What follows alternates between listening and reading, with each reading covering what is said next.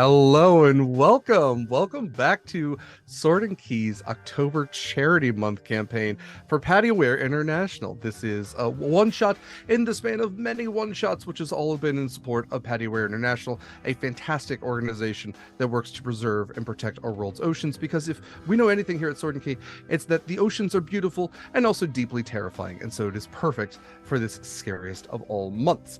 I'm Derek Sword. I will be your GM for this game. I'm going to go around and have these lovely people introduce themselves and their characters, and we're going to jump in. But I do want to say real quick, again, this is in support of PattyWare International. Should you be willing and able to donate, first of all, thank you. Second of all, you can impact our game. You can give advantages. You can give crits, group advantages, group crits, all sorts of different things to further incentivize you to mess with our wonderful meddlesome adventurers today.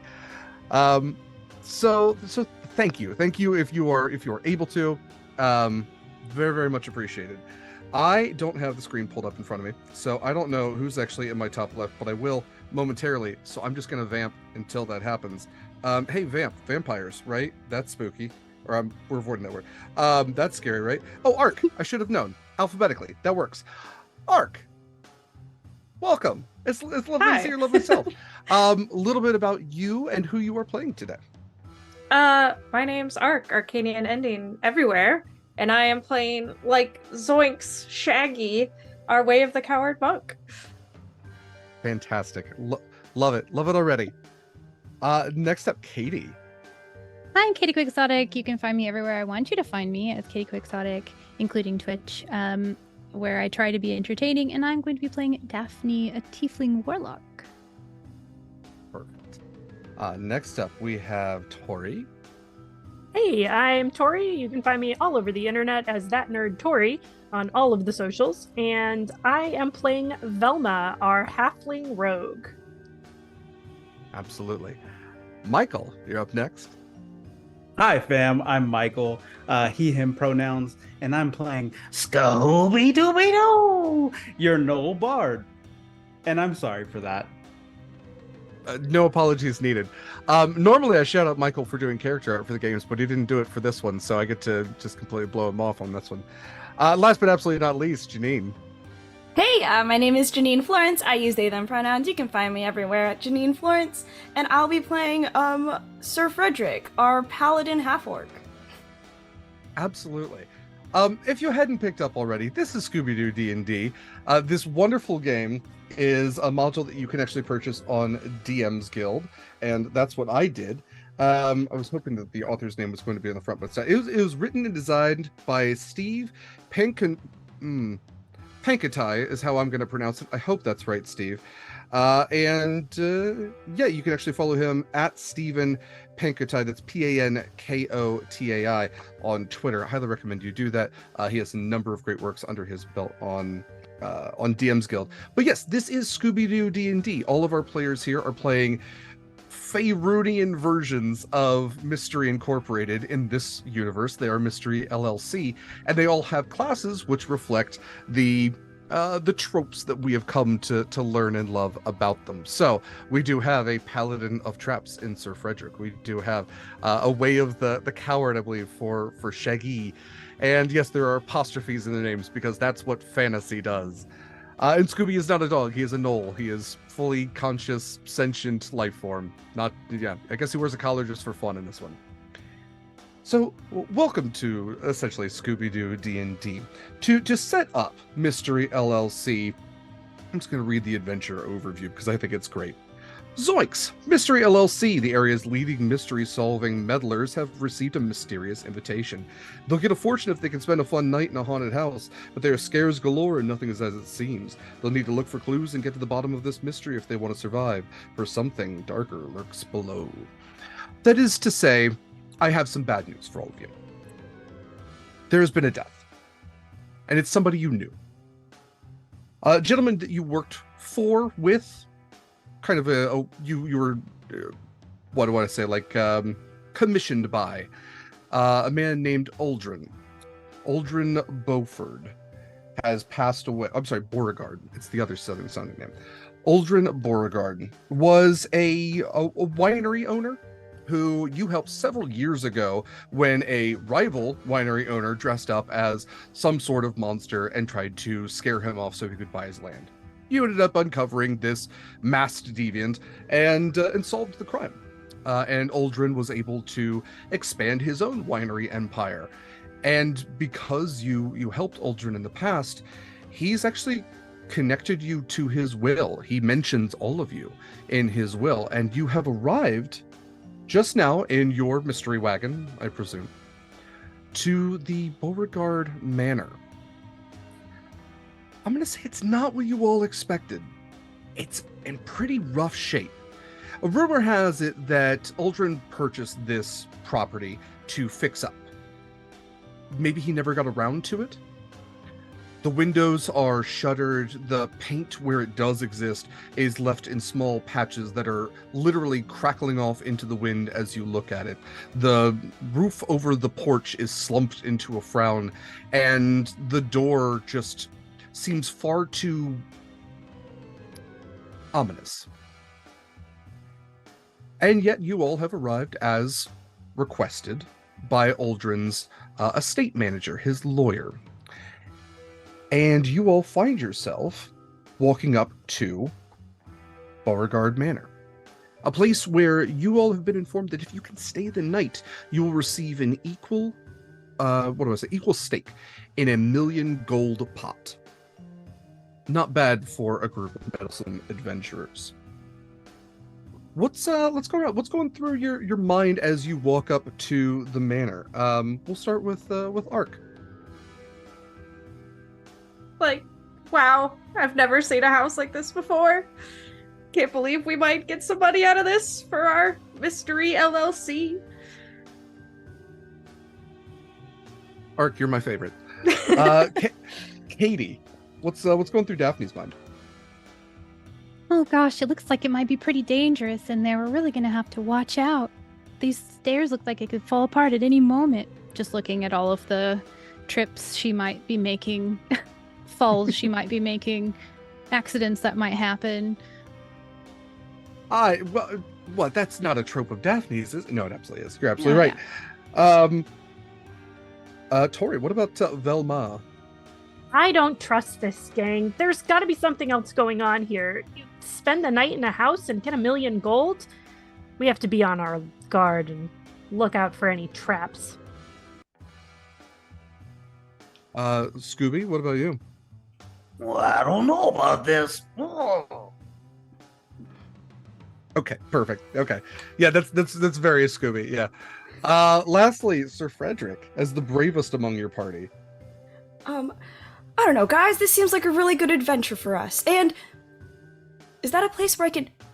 And is already making a little plan in the head with a little trap to, like, protect us in a small area? You all enter, and the first room, sort of, that you encounter is the foyer, this kind of horizontal space. It is lit by candle, with 2 suits of armor on either side. And further in, you can see a chandelier kind of hanging in this central space here. But you can hear voices coming from this larger room off to the left. And as you all walk inside through this front door, who's the last person to walk through?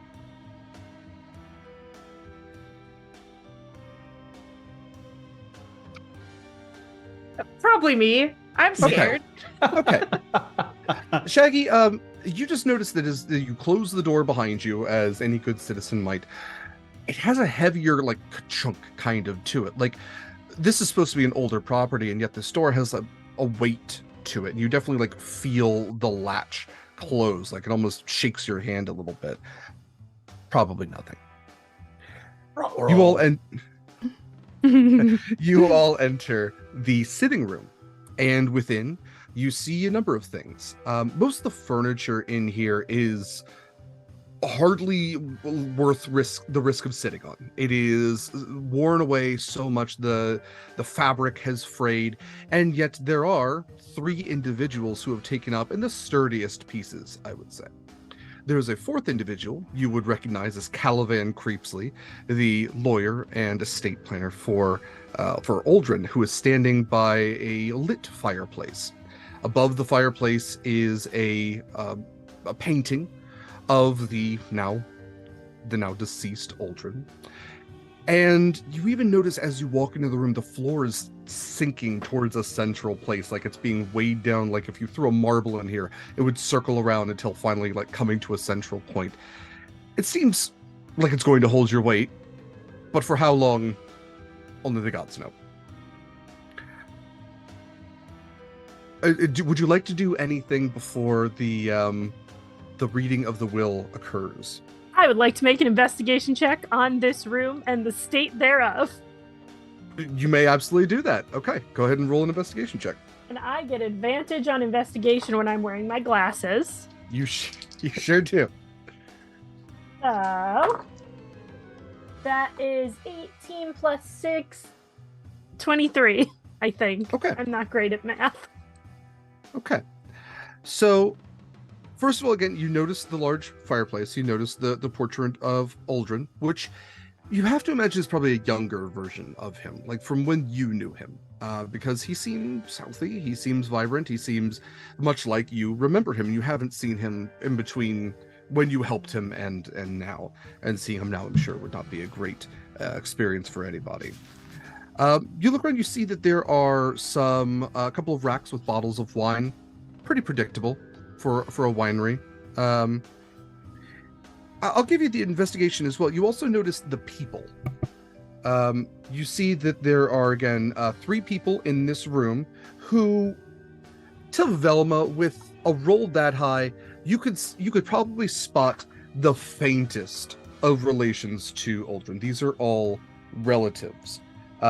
This is, we'll say that Velma did her research on this. This is Buford Beauregard, third cousin Persephone Beauregard. I'm sorry, great nephew Buford Beauregard, third cousin Persephone Beauregard, and niece-in-law, once removed, Spinel Beauregard. All of whom have very different ways that they're kind of like, their body language is giving off very different vibes. I'll give you that, but nothing necessarily untoward in this room. Again, it is lit by candles. There are not a lot of there's no electrical light or anything in here. It is dimly lit, and I would say most of the light seems to be behind Creepsley, who is again standing by the fireplace. And go ahead. Fred will confidently walk up to Creepsley and give a firm handshake. And you get like the limpest, most clammy hand in yours. Great to see you again, Frederick. Always great to see you too. Everyone else, this is the gang. Gang? Everyone else? Barely a look up. Like, yeah, you're getting nothing from these folks. I believe they are all you are all the relatives of the late Aldred, correct? When you say that, you actually do get one set of eyes up towards you from Persephone. We are the inheritors of this mighty estate and are participants, as we are to understand it, in a sort of game that our distant relative decided to engage us with. The last surviving Beauregards. It is something to make your acquaintance. Mm-hmm. Gahubi elbows Shaggy, mocking her, like behind her Is your back. dog choking? Like, man, this is Scooby. He's an owl. Scooby Dooby Doo. Mm-hmm. All right then. Creepsley addresses you all. If you all could gather, I would like to make an announcement. As you all are undoubtedly aware, Mr. Beauregard was a rather successful businessman. He called all of you here to receive a share of his fortune. Mr. Beauregard prepared to leave an equal share of 1 million gold pieces to anyone who can survive the night in this mansion, which he claimed to be haunted, of course. Your Jeepers. time. Jeepers indeed. I'm sure ghosts are no thing to be scared of for any of you. Why? No. No. So, if any of you wish to stay the night, an equal share of 1 million gold pieces. Your time starts now. Do any of you go to make any movements with them? I think Velma's doing math in her head about how much money they'll all get if they stay. Right, yeah. I'm brimming with questions if they look like they're open to questions, but if not, she will hold them for the time being. I will be outside the entire night to ensure that anyone who leaves is disqualified. I wish you all a pleasant night, and I will return in the morning to collect whatever is of anyone left. Yes. Question. Fred. So, when you mean leave, does that mean like leave the building or leave the property itself? Just asking if like we dangle a hand out of the window.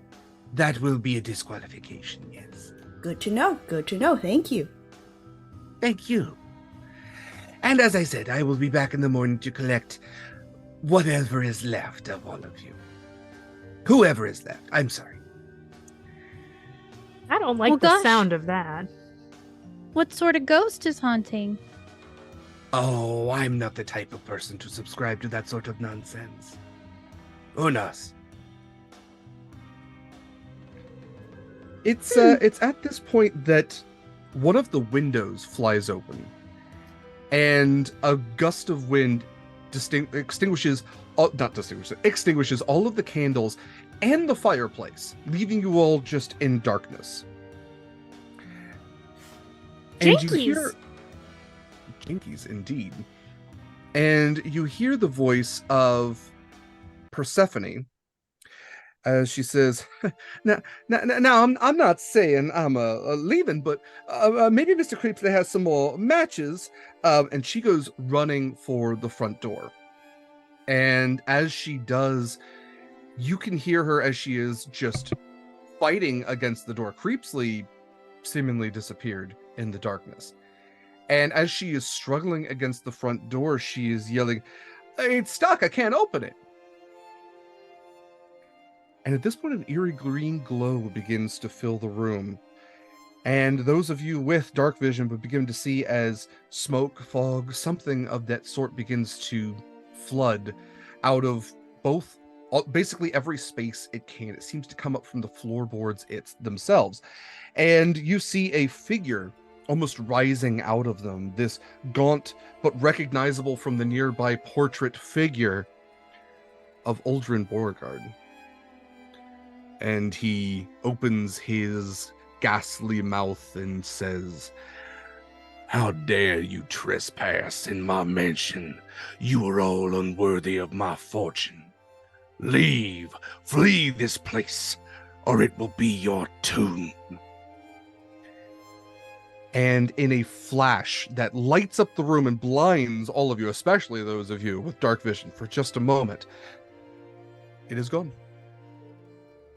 And you find yourselves once again, as a Spinel fortunately has some matches in her bag, is starting to light the candles in a dim, singing towards the center sitting room. I'll prestidigitation the fireplace back Nice. on again. Huh. I would like Why to not? investigate where the ghost was standing. Okay. Creepers. Let's see. So, let's get to this room. Yes, gang, you have a mystery afoot. Velma, go ahead and give me that investigation roll. With advantage, because I'm still wearing my glasses. You sure are. That's a 16. Okay, so in this room, as you're looking around the fireplace, you notice a couple of things. First of all, you notice a slip of paper that is wedged into the bricks, almost right next to where the ghosts seem to be standing. Let's see. The other thing that you find is right where the ghost had been standing were small traces of black powder. If you would like to know more about them, you can roll an intelligence check. I will gladly roll an intelligence check, Okay. which I also have advantage on. Okay. Well, that's 7. Not great. Okay. Pretty sure it's black powder. Its origin, its purpose, escaping Velma at this moment, but you may absolutely add it to your list of clues. I highly recommend maybe having something to jot down clues on. Also, feel free to write on, use the paint feature on Roll20 to mark rooms as you go through them. But yes, you do notice at least the again, the slip of paper, which is lodged in the fireplace.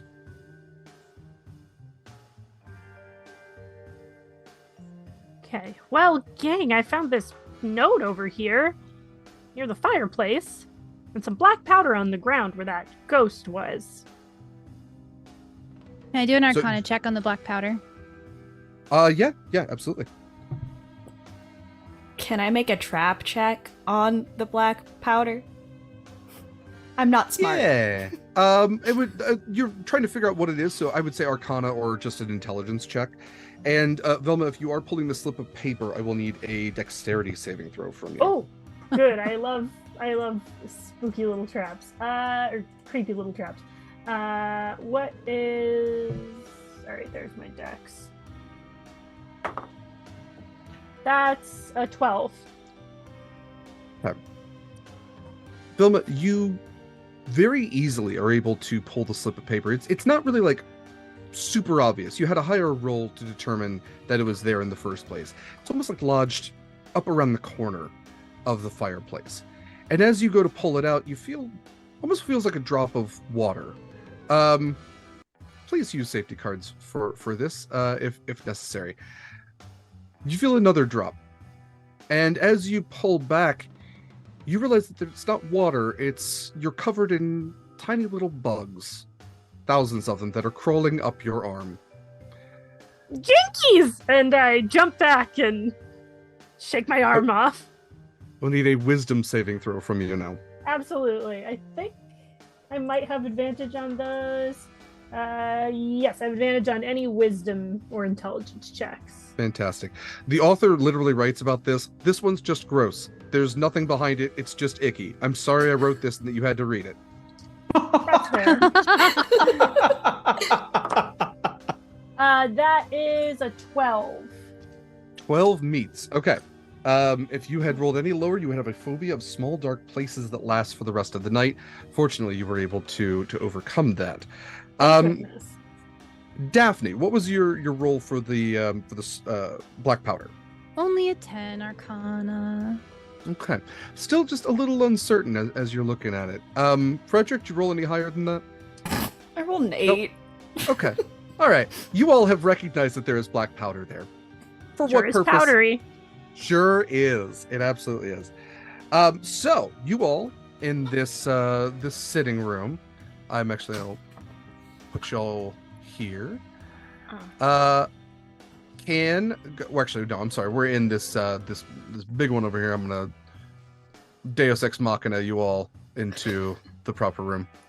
Oh, I thought it was the room to the left. No, I apologize. I was not descriptive enough. So, finding yourselves all in the sitting room along with the, I would say, shaken, distant relatives of Uldren Beauregard, you will have a mystery. You may explore literally anywhere. There is a second floor as well, which the stairs here will lead you towards. So you may go up those stairs. You may check out any of these rooms.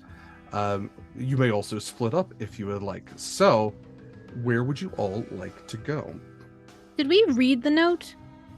You've not read the note just yet, so... Oh yeah, Okay. we should read the note. Yes, I would like to Probably do that should. first. So, the note... There we go.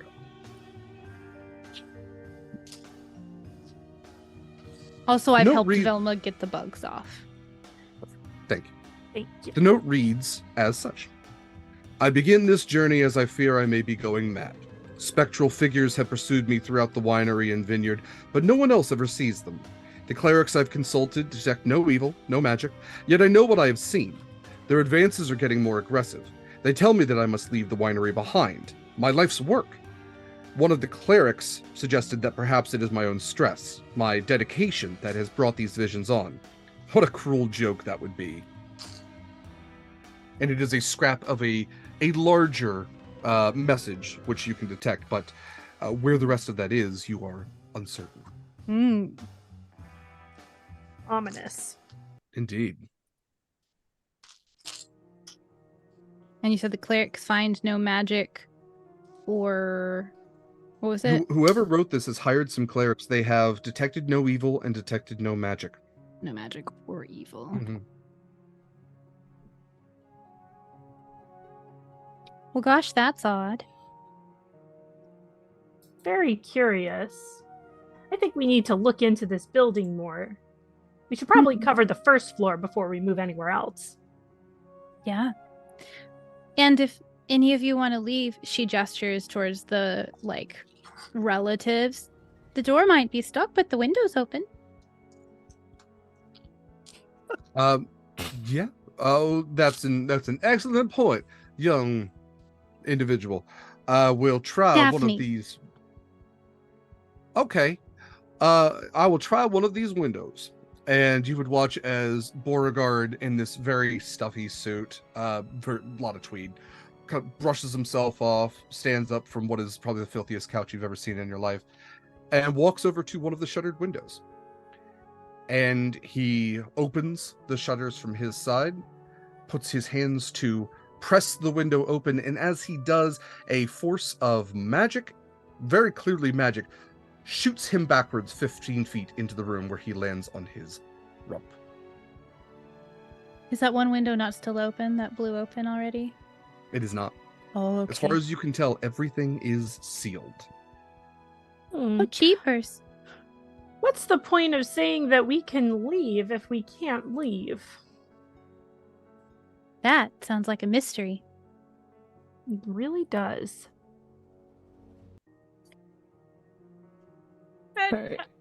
I'm not sure he said leave. Just said survive the night. But there was that whole thing about, the lawyer being outside to make sure nobody left. And that even an arm would disqualify someone.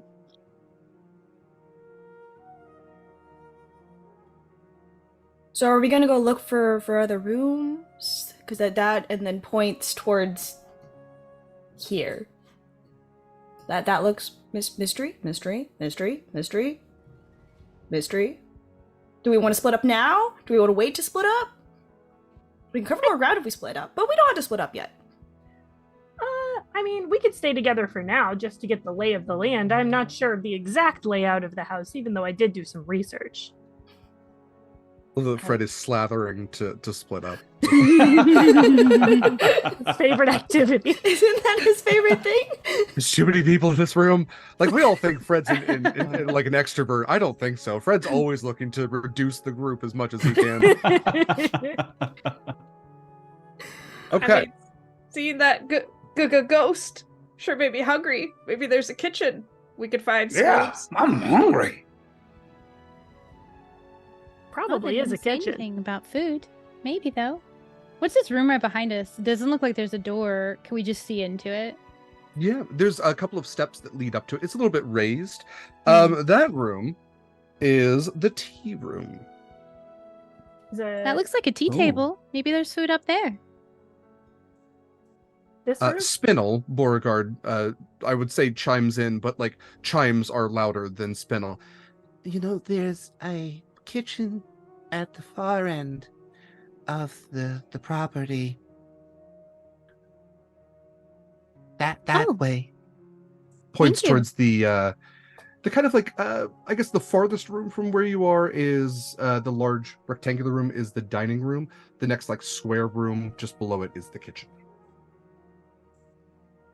Rectangular room. Can you ping which one would be the kitchen then? I'm so sorry. Yeah, no worries. Okay, that one. That one, yep. We can start there then.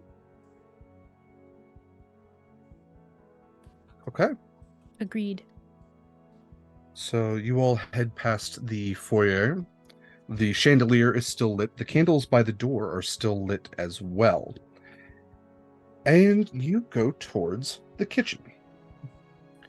It has swinging doors, as staff might be the ones actually working in a kitchen like this and might have their hands full as they are entering and exiting.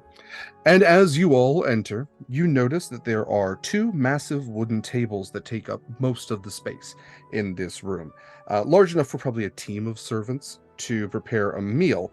The eastern wall, if we're thinking of this as, north being the top, south being the bottom, the eastern wall has full cabinets, most of which are broken or worn with age. So I say full in that there is a full wall of cabinetry, and yet there is very little supply actually in here. There are two sinks on the northern and southern walls. The sink on the southern wall no longer functions. The one on the northern wall is dripping constantly as you walk in. And the weird thing is that this is maybe the best kept space that you have seen as you have walked through, a limited space of the mansion, but the floor seems to be swept. The tables seem to be clean. There's very little dust in a lot of these areas. Dilapidated, most certainly, but it seems like this room has gotten the most use out of anything. And if you are looking for any sort of food, you may do an investigation check. Or if you're looking for anything, I suppose, you can do an investigation check. It's well lit in here. Dimly lit. It's dimly lit almost everywhere in here because, again... So excited. I rolled a nat 20 to look for food. That is the fantastic situation. So perfect. Good. I like to think that I Perfect. turn on the fireplace and it just illuminates whatever food source in front of Shaggy. I have a negative intelligence, but it does not matter in this instance. Yeah. I know sandwiches, all right? Shaggy, you go digging through the last full not broken cabinet. Within, you find bread, dried meat, a block of cheese, enough to make a dagwood for sure. School, word luck. It's time for a snack. Oh, yeah. Okay. Are the two of you making a Scooby-Doo sandwich, just like a sandwich that's way too tall and then unhinging your jaws? And Absolutely. okay. Yeah, Okay. 100%. Okay. You all watch as the most inhuman thing you've ever seen in your lives, something that would probably make a beholder's spine shiver, as these two just completely inhale what is left of the food in this room. I would need Constitution saving throws from both of you. Oh no! Are you kidding? This is food in a haunted house. What is wrong with the two of you? I was really hungry. No, I like that no one stopped them either. We're used to this The food's behavior. You think it was That's what gonna they do work? for We weren't years. gonna be able to stop them. Oh, that's a natural 20 Okay. for a Yes. 23. Iron stomach Scooby. 16 for me. Okay. It was only a DC 12. It's not that high. It's just I think this is if Velma tried to do it or something. I don't know. It says you would have a persistent stomach ache. And that in a sinking realization they shouldn't go around eating old food. I've learned nothing. That's important. That's right. No lessons were learned today, and that's what's important. Thank you, Art. Anyone else doing any investigation checks? I'm certainly going to investigate and look for clues. Go for it. Can I look for traps? Certainly. Great. All right. That is a 16 to look for clues. Okay. So, Velma, what you determined, actually, Jenine, what was your roll for traps? I don't even want to talk about Okay. it. It's so Okay. bad. That's fine. That good. I saw the dice go flying.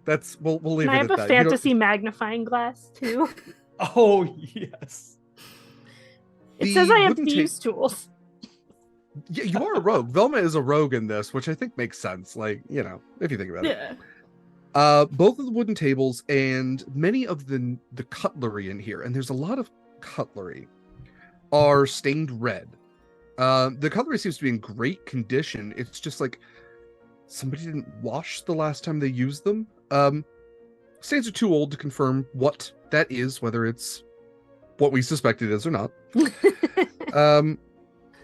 But you also find a recipe book tucked away. And as you slide it out, it is called How to Serve Man.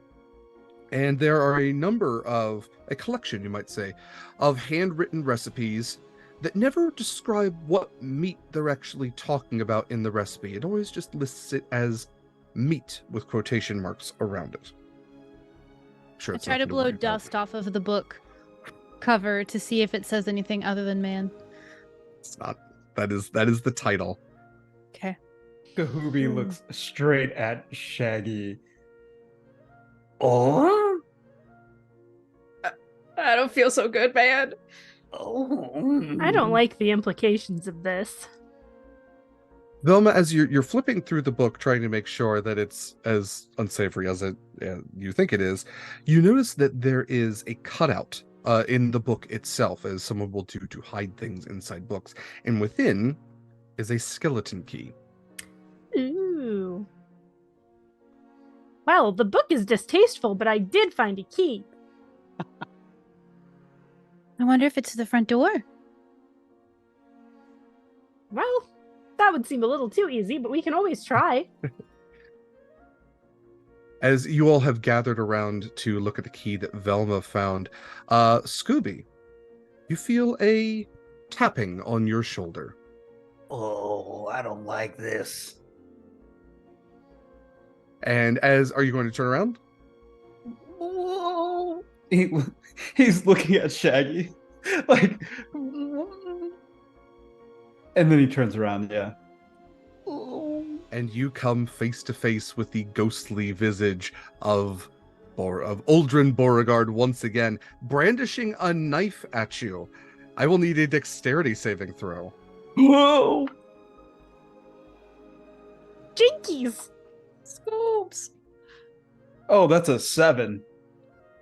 Okay. He grabs you by the collar, and you feel physical contact, and he says, "I thought I told you to leave." And he takes a step back and throws the knife, which barely misses your ear, goes flying off and lands clunk in the cabinets at the far end of the wall. And as you turn to look where the knife went, he disappears. Scooby, are you okay?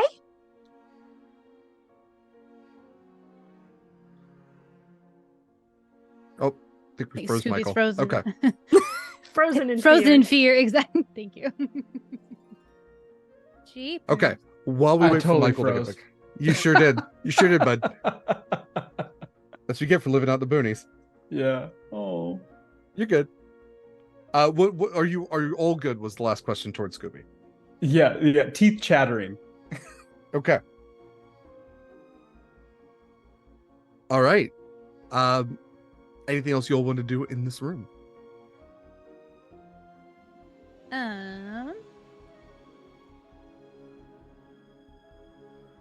I think I'm going to toss my hair back and shake it a little bit, and out is gonna kind of tiptoe a little pseudo dragon. Very cute. It's my familiar Yes. that I brought with me. And I'm gonna just kind of lean over and whisper to them, "Hey, can you take a look around for a little piece of paper?" Okay. Would you like me to voice your pseudo dragon? Yes. Okay. Is it going to be offensive if I voice them like Scrappy Doo? No. Okay. Okay. I almost was going to ask you because it gives me a list. It's like you can do a sprite, a pseudo dragon, or whatever. And I was like, what if it were Scrappy? Literally was a question I was going to ask you. So yes, in fact, you read my mind. Please do. Okay, perfect. Yes. Oh yeah, I'll look around. It's not a problem. I got this. Where should I start? Cracks in the walls. Yeah. I'll start with cracks in the walls. And you watch as your pseudo dragon goes flying off. Are you asking them to kind of stay in this room or just like In this room. Okay. Mm-hmm. Go ahead and roll an investigation check for your pseudo dragon. Okay. Investigation would be intelligence, right? Advantage Yes. on. They have advantage on perception, not investigation. That's okay. Yeah, we can call it perception if you want. It's essentially there's very little difference between the two. It's Perfect. we can call And it perception as looking around. It does say that they have 10 foot of blind sight, so I'm hoping that they're flying really close to the walls just in case that matters. I rolled a 2 and a 4, so that's a 7. Gosh. You watch as they scurry around the walls, flap all about, or looking like all the nooks and crannies, and they come back just like dejected and like flop down on one of the stained tables. I didn't find nothing. That's okay. That must mean there's nothing here. Yeah. What about? Like pat my shoulder And for they them to come just back. Yeah. scurry back up. Absolutely. Can Skahooby make a perception check of like where the ghost was? Like sniff it out. Yeah, Got a good absolutely. sniffer.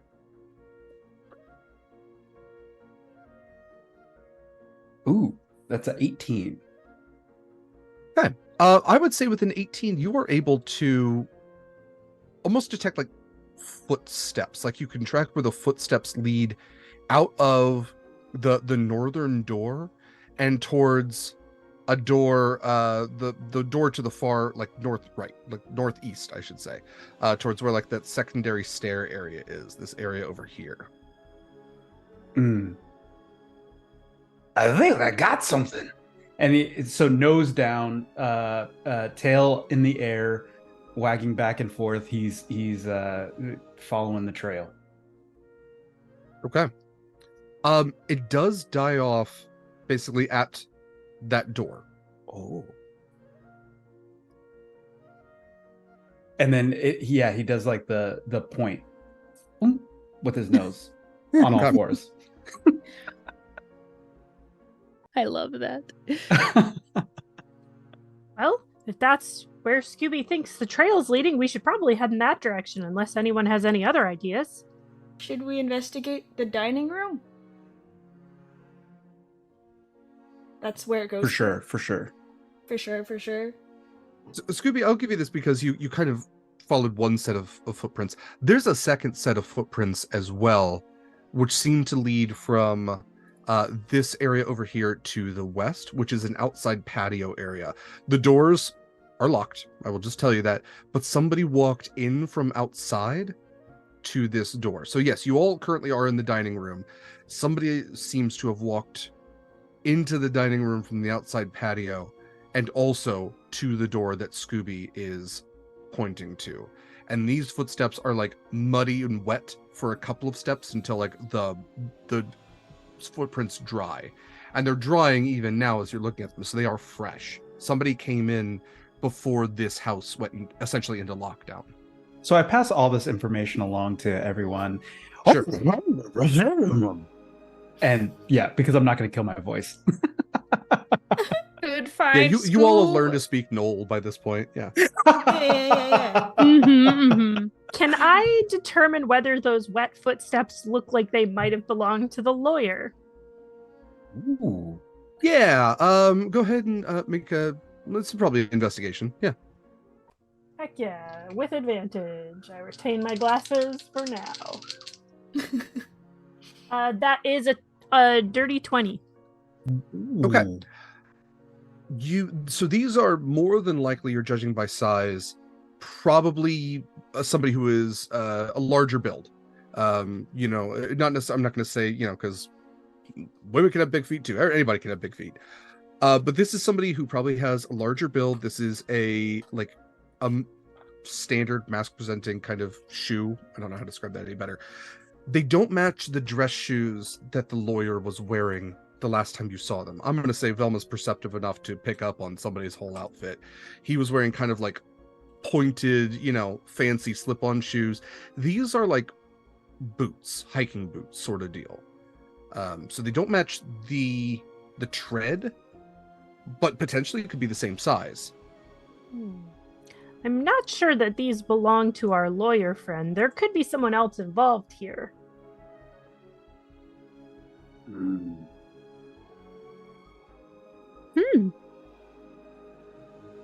Well, we better keep looking around. Could I also do a quick... Where did everyone else go? And the rest of the Beauregards? Are they still just following us as we examine the rooms? They stayed in the sitting room. They stayed in the sitting room. Yeah, they are not looking to explore anywhere. They kind of just like good luck, I guess, to all of you. But that seems to be, if they are all together, at least the safest place for them that they have determined. Okay. Cool. Okay. So let's take a look around the dining room before we continue on then. Okay. Investigation checks. It is the game for it. I changed dice. I will tell you all just for what everybody gets. This room is probably the most destroyed of all that you have seen on the main floor, especially coming out of the kitchen, which was somewhat well maintained. This is just devastation, like a tornado ripped through here.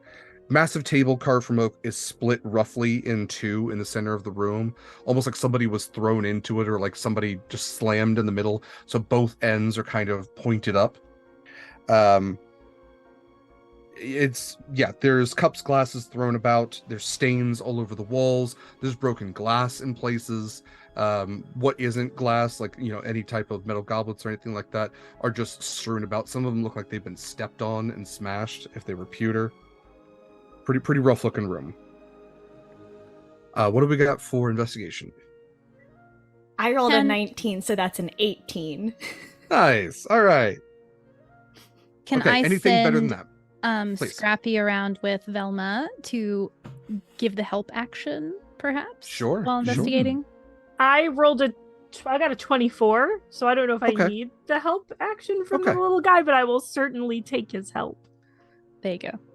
Yeah, there's only you only have to hit one DC, so I will give this to Fred and Velma. Anybody else who rolled an 18 or above, as you're looking around the room, trying carefully not to step on broken pieces of glass, you both kind of round to the same area of the table that's been smashed, where a leg is jutting out at a strange angle, almost like it looks like it's been attached oddly. And as you go to press on it, you find that jammed into the connecting point is another skeleton key. Oh, jinkies, another key. I wonder how many locked doors this place has. Should we split up the keys, or should we have one of us hold the keys?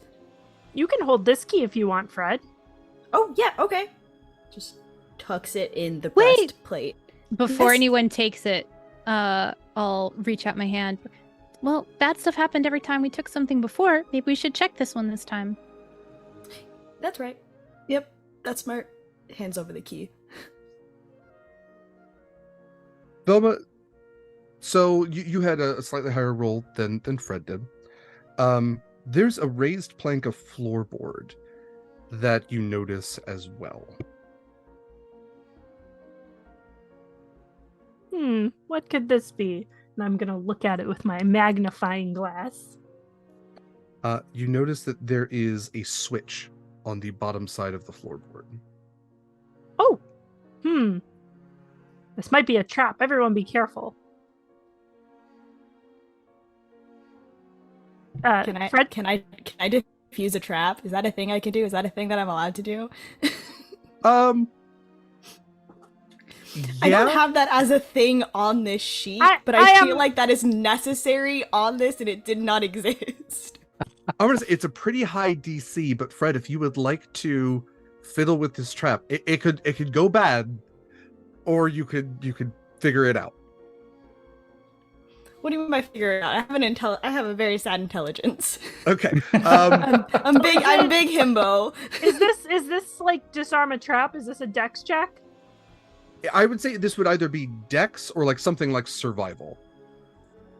Can I give advantage? Can I help? Yeah, you can do Can the I help help action them? for sure. I'm Yeah. gonna help Velma in this situation. Excellent. Does help give me advantage? Is that what that says? Mm-hmm. It does. Mm-hmm. Okay. So I'm going to try and figure out what's going on under this floorboard, and that is a dirty 20. So Fred instructing you, your finger flicks the switch, and with a click, a small square hatch in the floor swings open, and Velma looking in, Fred behind you, you notice a small flicker of light in this hatch, almost like a match being struck like 10 feet down. But as you squint to look harder, you suddenly feel yourselves falling forward, both of you, tumbling into the hole, the ground just falling out from beneath you. And as this light grows, it grows more and more until it is seemingly a burning inferno all around you. And you two are trapped in what seems like just this screaming pit of fire with all of these horrible noises all around you, these tormented screams. And in a jolt, you two are back. I am going to give you 11 points of psychic damage each. So And is this me being hit by something? Because I have a thing I have to do if I'm being hit by something. this isn't a physical attack. This is a magical sort of, like, the hatch isn't even there when you snap back, when you Okay. come out of this blaze. The rest of you watched as your two friends just screamed for like 10 seconds straight and are fine. You two essentially just got hit by a really powerful illusion that made you think like you were going through one of the worst experiences ever. The hatch is seemingly disappeared. You're back where you started. It's as if it was never there. And I will get a DC 15 wisdom saving throw from the two of you. Oh boy. 21. This dice likes me better. Thank God it's a wisdom check, and I still have my glasses on. Hey, nat 20. Perfect. You all avoid the phobia of fire that would have remained for the rest of the game. Okay. Where to next? So that probably had nothing to do with the key, huh? No, it Hmm. definitely didn't have anything to do with the key. I wouldn't think so. Well, you can hold on to it then, Fred. It goes back in the little pocket in the breastplate. Alright. To the stairs. That's behind the door that the footprints lead to, right? The stairs? Yes. Yeah. That door is locked. That is the first locked door you have encountered. You do have 2 keys.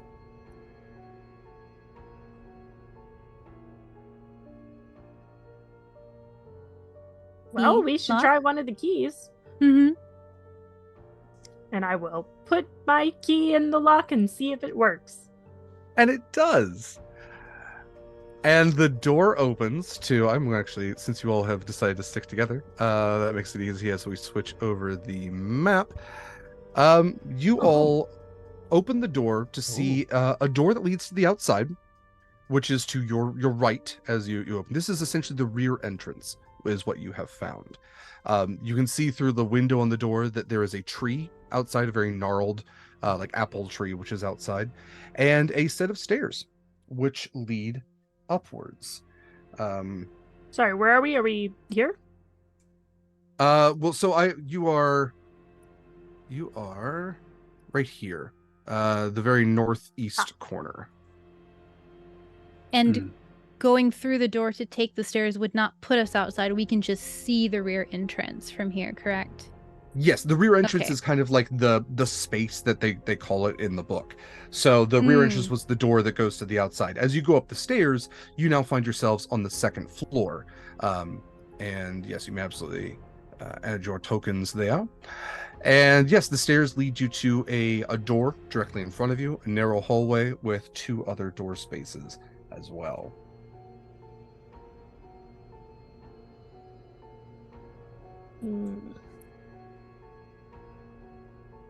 Well, we should probably investigate this floor area as well, too. Sounds good. Which room? Should we go to this first room in front of us? First door? First door. Might as well. You open the door, it is unlocked. And immediately you get the vibe that this is the servants' quarters. And you're getting that vibe because, as far as you can tell, there are no other accesses to the rest of this floor. And the only way that the servants would be able to access the rest of the house is, again, down those stairs and back through that rear entrance space. There are no other doors which would lead you to the rest of the second floor. You would have to use the main staircase for that. This room is larger than what the other 2 are going to be. These are all the servants' quarters, so we'll give you that. Very clear signs of lack of use. Nobody has been in these rooms for ages. I mean, it is just Cobweb City in here. If any of you would like to investigate, you absolutely may, I should say. Fred will investigate. I'll leave that to the people who are good at it. Not me. Fred will not investigate. Can Scooby do Scooby-Doo? Can Scooby Sure can. Can he do perception instead? So like yeah, the smell. That's a dirty I got a 17 on my investigation. Okay. And Scooby, what about you? Dirty 20. Okay. Velma, as you're looking around, there's not really anything in here. I mean, there's not even like a mattress on the bed frame. There's no papers. You kind of wade through these very dusty cobwebs and unfortunately don't really find a lot for your efforts. Scooby, you pick up something in 2 different senses. The first thing is you hear a voice, a very soft, "Help me. I'm so cold. Help me." Along with what sounds like scratching on a wall or a door. It's coming from one of the rooms, one of the 2 smaller rooms to your immediate south. One of these, you can't really tell. The smell that you pick up is death. And he jumps on Fred's back, shaking, teeth chattering, and points over Fred's shoulder towards the wall. What is it, Towards the Scooby? door. Oh. Some scratching. Whoa. I don't know. I'm so bad. That was bad. Sorry.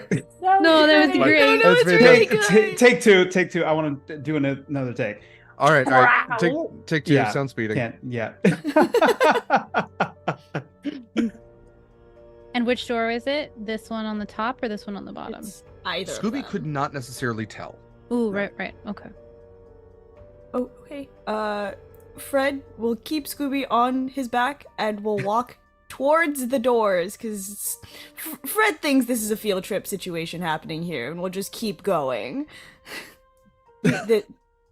This one, and like at the first door, just has hand on the handle for the door. This one, are we going towards this door? You ready, Scooby? And then Fred opens the door. Okay. like to point out Velma is hanging back a little bit. Good to know. If you would like to place yourselves where you might be in this sort of scenario, I think that would be helpful. Fred, with Scooby in your arms. Fred, you open the door, and within you see clothing. I think is the first thing your eyes catch. Simple, modest, well-aged, tattered servants' clothing, and inside of them is a ghast, a long tongue lolling out of a sharp-toothed mouth, clawed hands, skin that is pallid and decrepit and full of necrosis. And the first thing that you see is this thing take a swipe at you. Yeah, that's fair. I unfortunately rolled a nat 20. That's So, fair. Fred, you are going to take 20 points of slashing damage.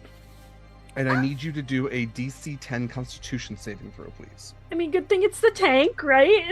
Yep. Right? Which one? Which saving throw? A Constitution, please. DC 10. Yeah, 12. Okay. You are not paralyzed for a minute. Congratulations. You do have a ghast in front of you, and I will need initiative rolls from everyone, please. Yep. I'm at 8 hit points, guys.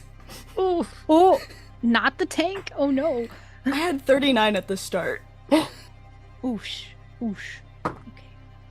That's fine. Thanks, fine. Okay. That's an 18. Okay.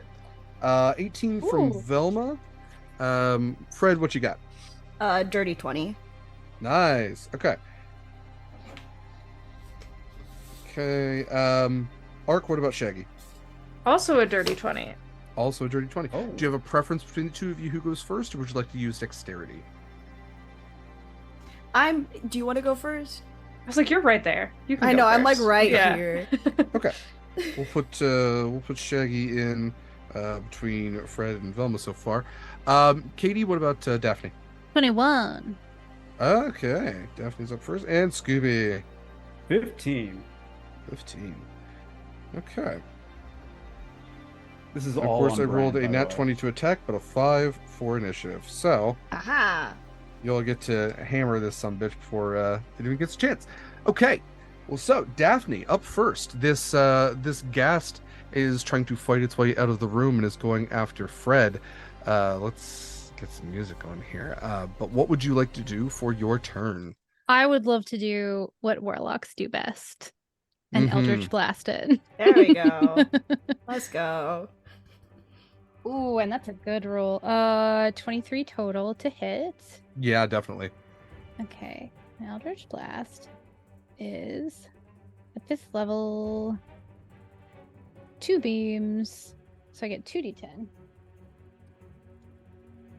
And so I get to add, I have Agonizing Blast. Do I get to add the damage on both of the d10s or just one of them? Because it's I 2 think beams. it's on both. Okay, that sounds Yeah, right. both. That makes sense. Why not? I don't play warlocks. Oh my gosh. Okay, and then 18 plus 6, 24. 24 force damage. Ooh. Okay. First, Okay. Okay. All right. Anything else for your turn? well, it's not within. It doesn't seem to be close enough to take a swipe at me, right? No. It's engaged with Fred right now. Yeah. Then I'm gonna zip off a couple of squares away. Heels Okay. clicking on the floorboards as I go. Definitely. Okay. Great. Next up, Fred. It's still up? Yeah. That's cute. How does it look? Honestly, Dafni wrecked this thing shop.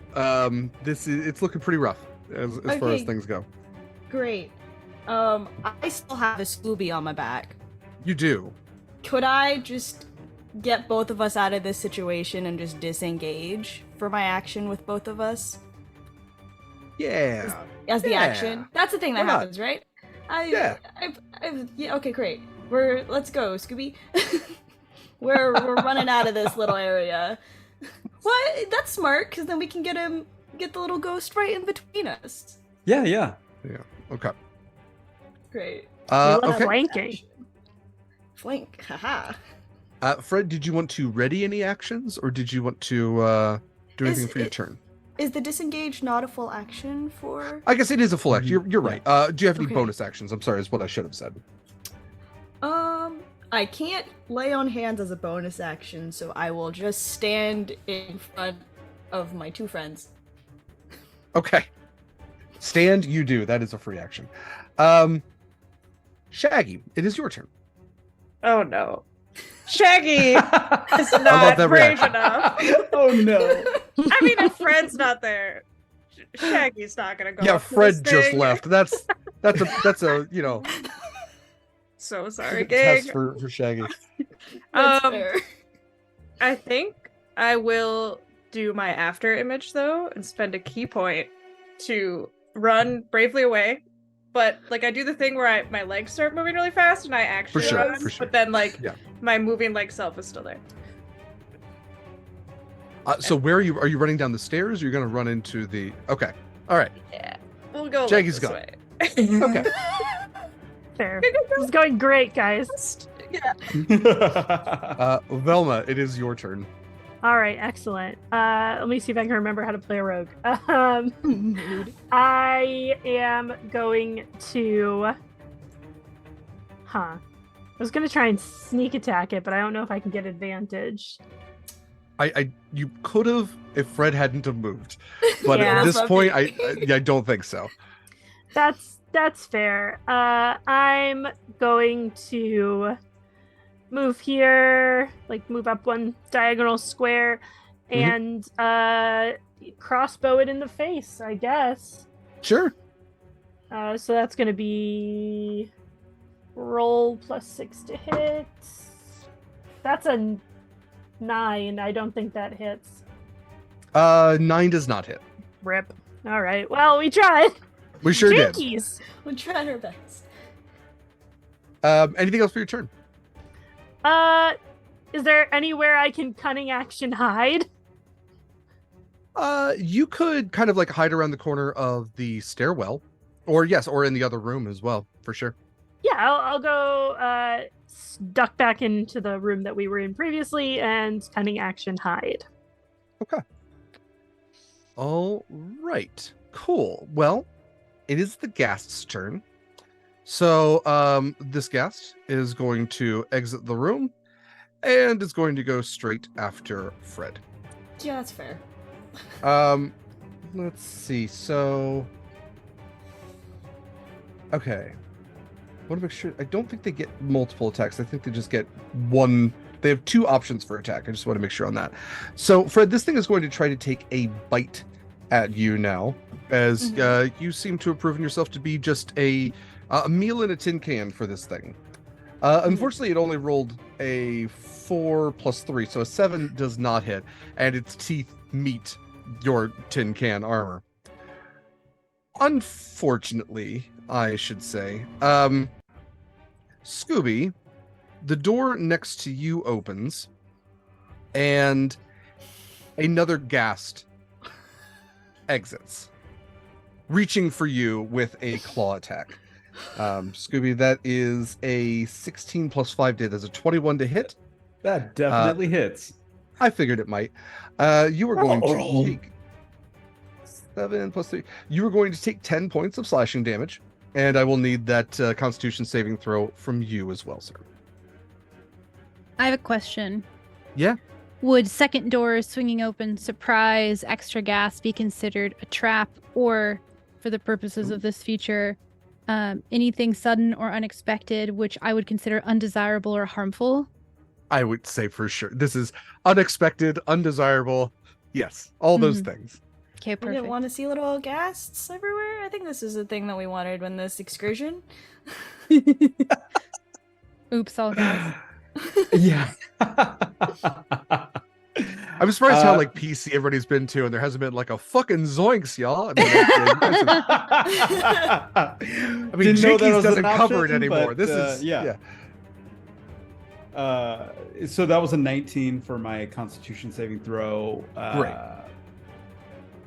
You are not paralyzed either for 1 minute. So, these two guests have entered the fray, and we are back to top of the order then with Dafni.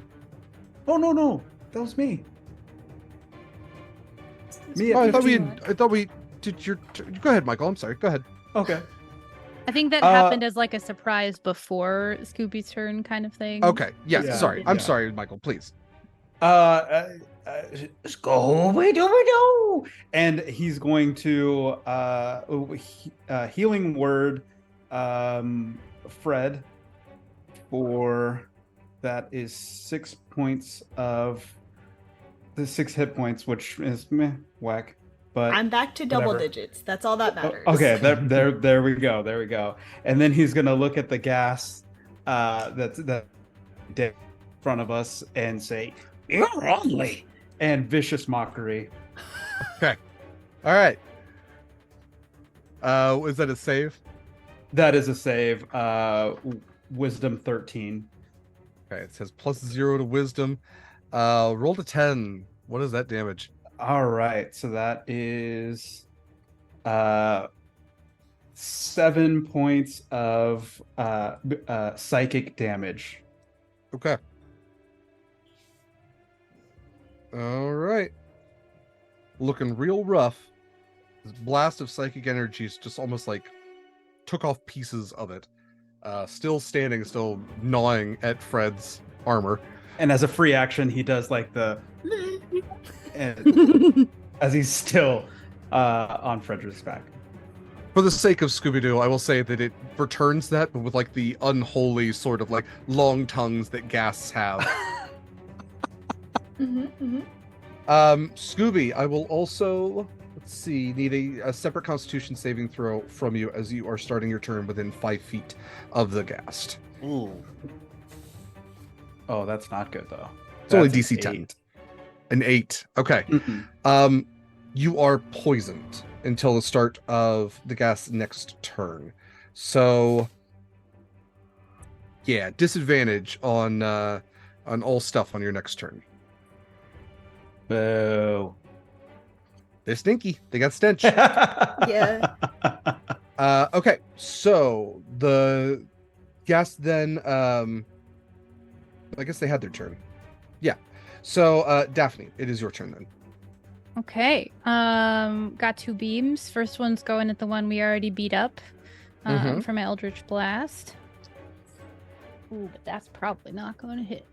What is my... I'm so sorry. Dude, So AC of 13. Oh. 13 meat hits, absolutely. Pop, pop, pop. Okay, first one's going at that one. And I'm Okay. distressed. So that's 8, 9, 10, 11. And I'm going to add my distress point to that. So that's 13 damage to the one in front of Fred. This one right here. You have finished off that ghast. Jeepers! And then a creepers for the second shot at the one next to Scooby.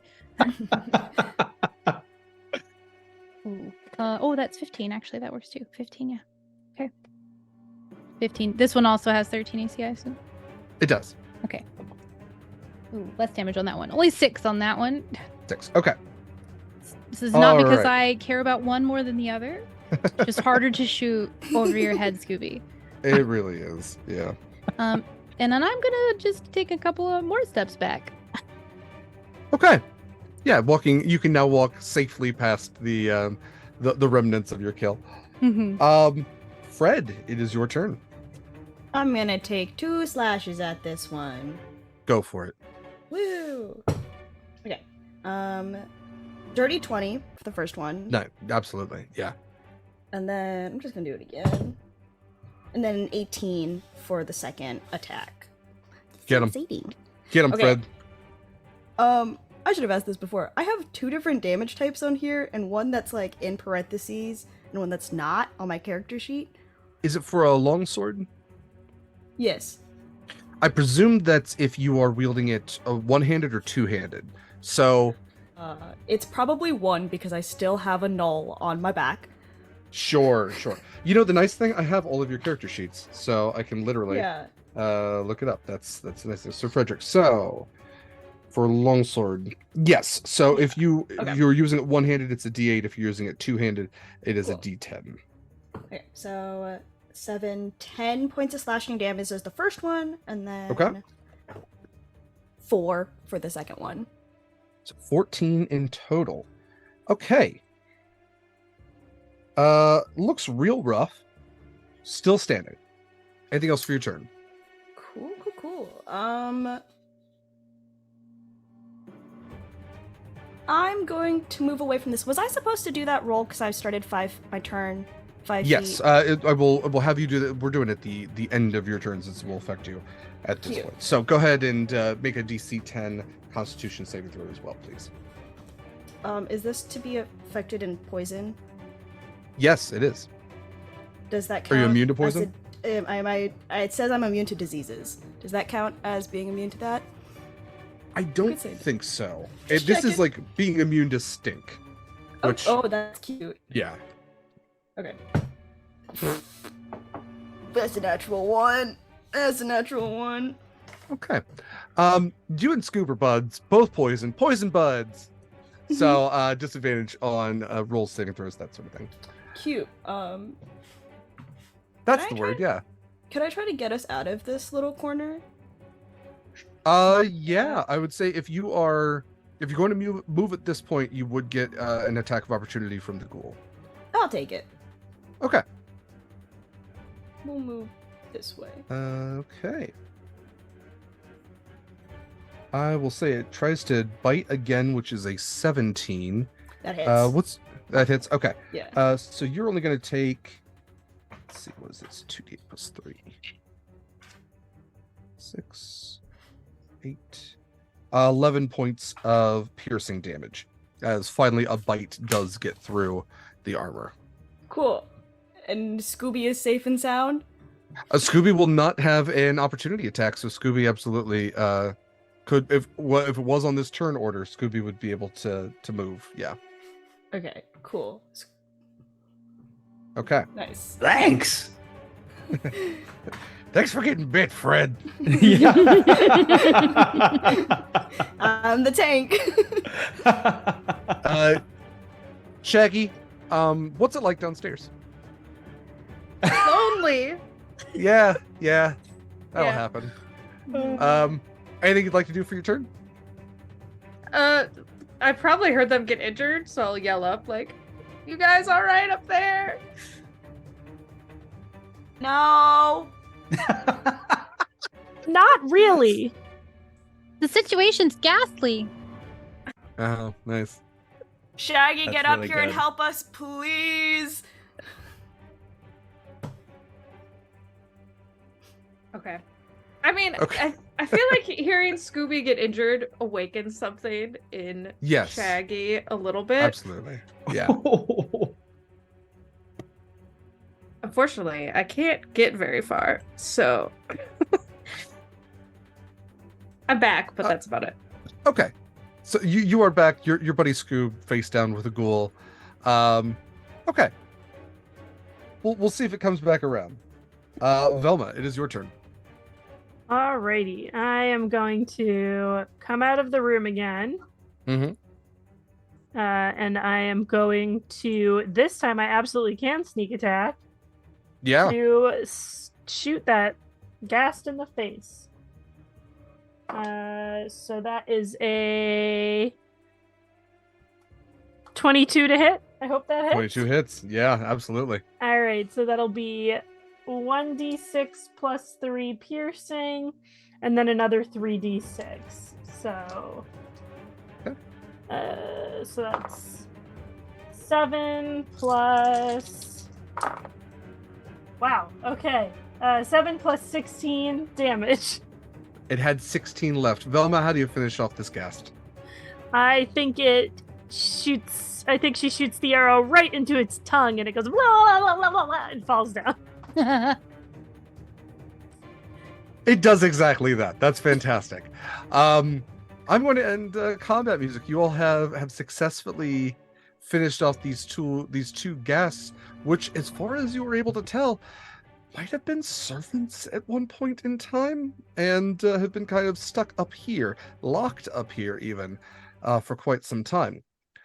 But as you all go to think about what your next steps are, we're going to take our first break. We're probably going to take a couple of breaks this one because it's probably going to be a longer one shot. We'll see. But yes, we will be back in about 10 to 15.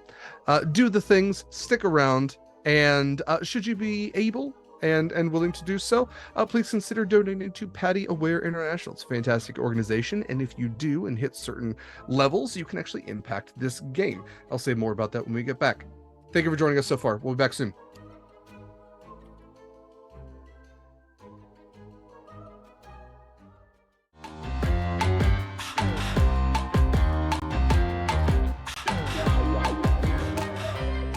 Back, everybody. Welcome back to Sword and Keys October Charity Month for Patty Aware International. Thank you all for joining us. It's a fantastic time over here. We are playing a Night of Fright, which is essentially just Scooby-Doo D&D. You will see all of these lovely folks have what is basically the Mystery Gang, the Mystery Machine Gang, Mystery LLC, no, Mystery Inc. Mystery LLC in this version, Mystery Inc. in our world, have basically been just converted to D&D characters. So Velma in this universe is a halfling.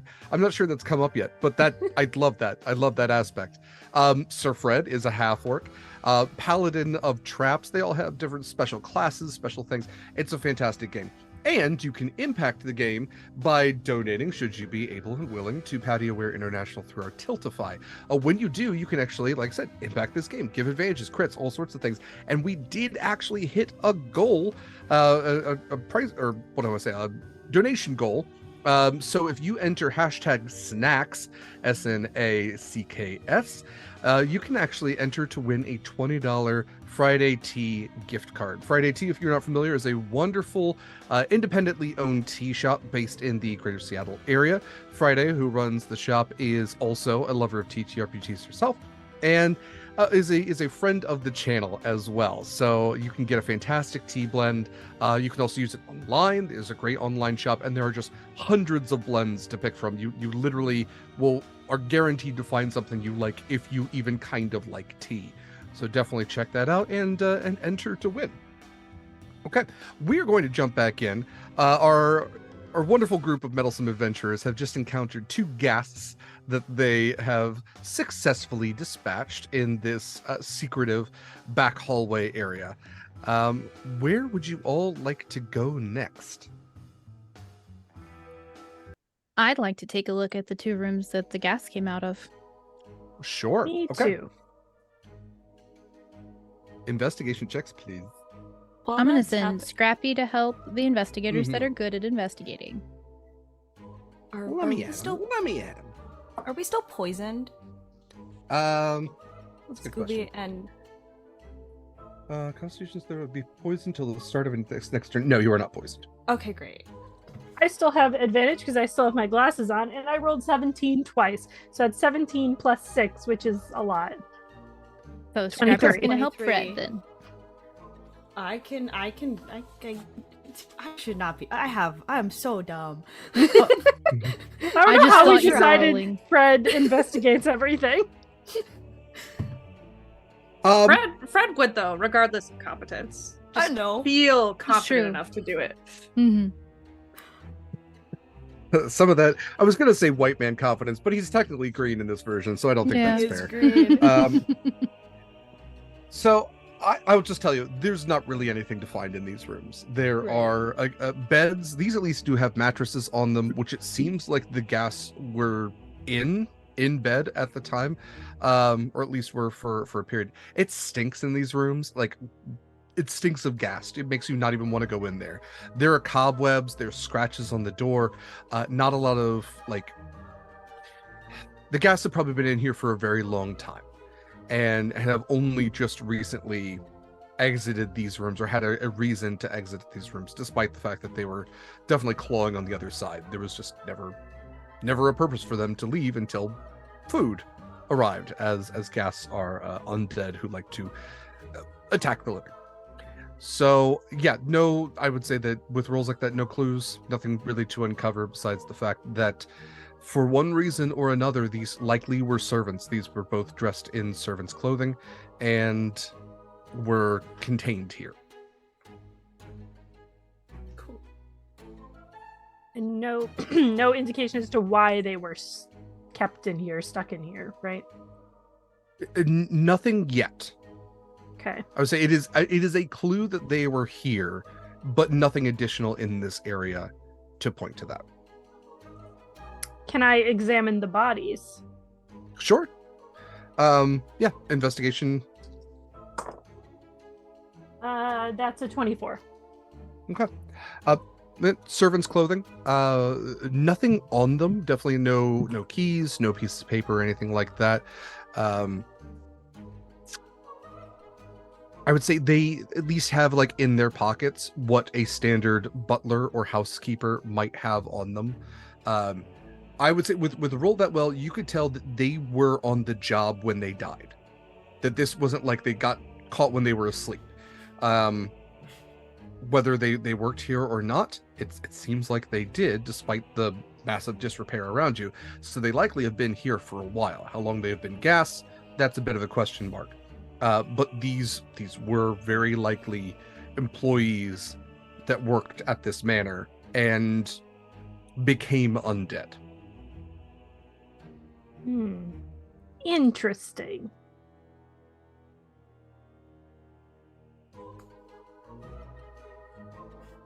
I don't know about all of gang here, but maybe taking a little break from investigating, maybe like 30 minutes, an hour, just maybe sitting for a bit.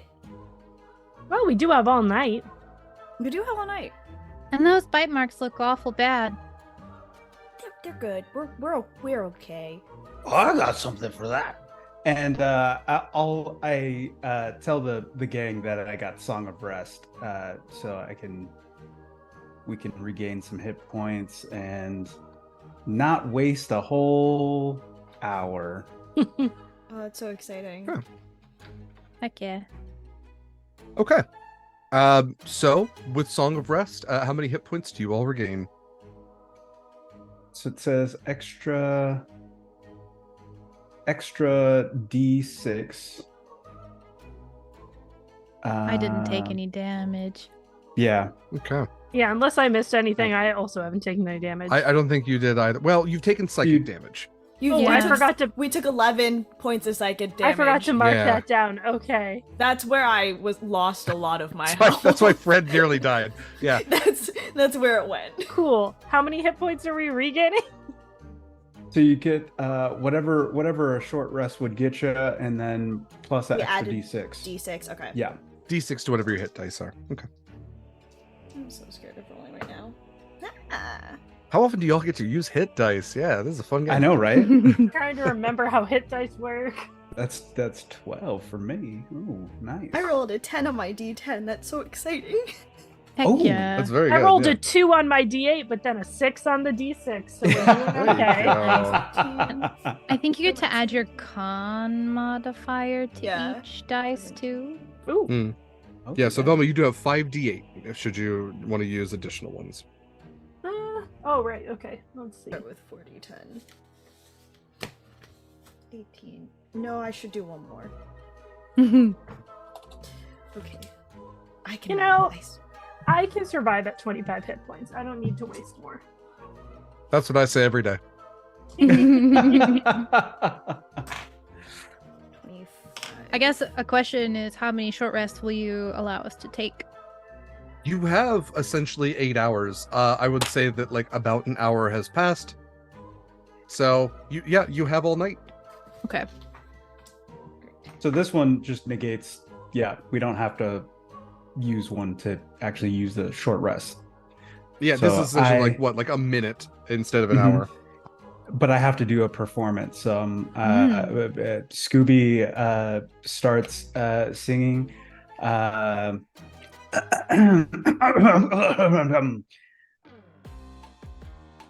the music changes. Yeah, no, I'm fine. We're here. No, we're done dance now. for us, Scooby. Dance. Yeah. So he's Scooby, dancing Dooby, like on his hind legs. Yeah, his tail is wagging. It's a great time. meaning. Scooby Dooby Doo. I love it. We are all healed by the power of your performance. The power of friendship. And the power of Oh. friendship. That's beautiful. All right. Where to next, gang? Well, back downstairs, I guess, because there's nothing here. And we No, didn't find any okay. secret passages, right? So No secret passages to find here. You all rolled incredibly well. I think you have successfully checked off this section of the map. Well, good. Going back downstairs, you all find yourselves. We can say that you have exited the back entrance area and find yourselves in the dining room once again. So you've checked off a decent bit here. There's a few other rooms, and there, like I said, the main stairway gets you access to the rest of the second floor, which is this area down here. is this a room or is that an empty space in the architecture? Fantastic question. So kind of hard to hide this, right? Like Fog of War is terrible on Roll20. Dafni, go ahead and give me, I believe it's an investigation check. I am going to double check here. But give me an investigation check as you all are just kind of like, scouring the area, especially since you do have Scrappy, who you did say to check nooks and crannies. This might be one of those nooks and or crannies. Okay, yeah. So I think I've got Scrappy sitting on my shoulder as we're kind of like walking through the hallway back through the main thoroughfare, and she notices like this wall kind of juts out, and like I guess we didn't get a look at this room, but something just kind of gives her like the thing or whatever. So Scrappy and I are both going to take a look at it. So I'll use Scrappy senses since there's that blind sight within 10 feet, and I can look through that. So we'll do that. And you, I would like to use my advantage that I got. You may do so. From the from chat. I was gonna say, if you're using Scrappy, that would be advantage anyway. So you don't have perfect. to. Yeah, you're using your familiar as a help action. Much better. And you said that was investigation, right? Yes, please. So that's a 17. Okay. I'm gonna say that's good. Okay. Dafni, you find that what appears to be a solid wall outside, you're familiar with blind sight. Like, you see Scrappy just like take a little pseudo dragon claw, knocking on the wall. It's hollow on the other side. There's no external indication of a door. However, Scrappy points up towards a candle holder, which is just like right at the corner, like a little, it's a candle that's not actually lit at this point. And as you go to reach for it and give it a turn, a panel slides. And you would see a very small, almost crawl space. And it's very, very, very dimly lit in here. There's no light except for two little pinholes, which are coming from a space about eye height on one side of the wall. So as you're looking into the room, on the right side. So pinholes, do they look like maybe like pupil distance apart? There's There's two of them. In fact, yeah. Gang, I think I found something. And I step right into the room to look through the pinholes. Probably the worst decision ever, but I feel like that's exactly what she would do. Just trying to get us all oriented on the map. Is it down here? Yes. So I will put Dafni where she is. So Dafni, you are right there. And yeah, Dafni, you look out through these two pinholes and see a library on the other side of this wall.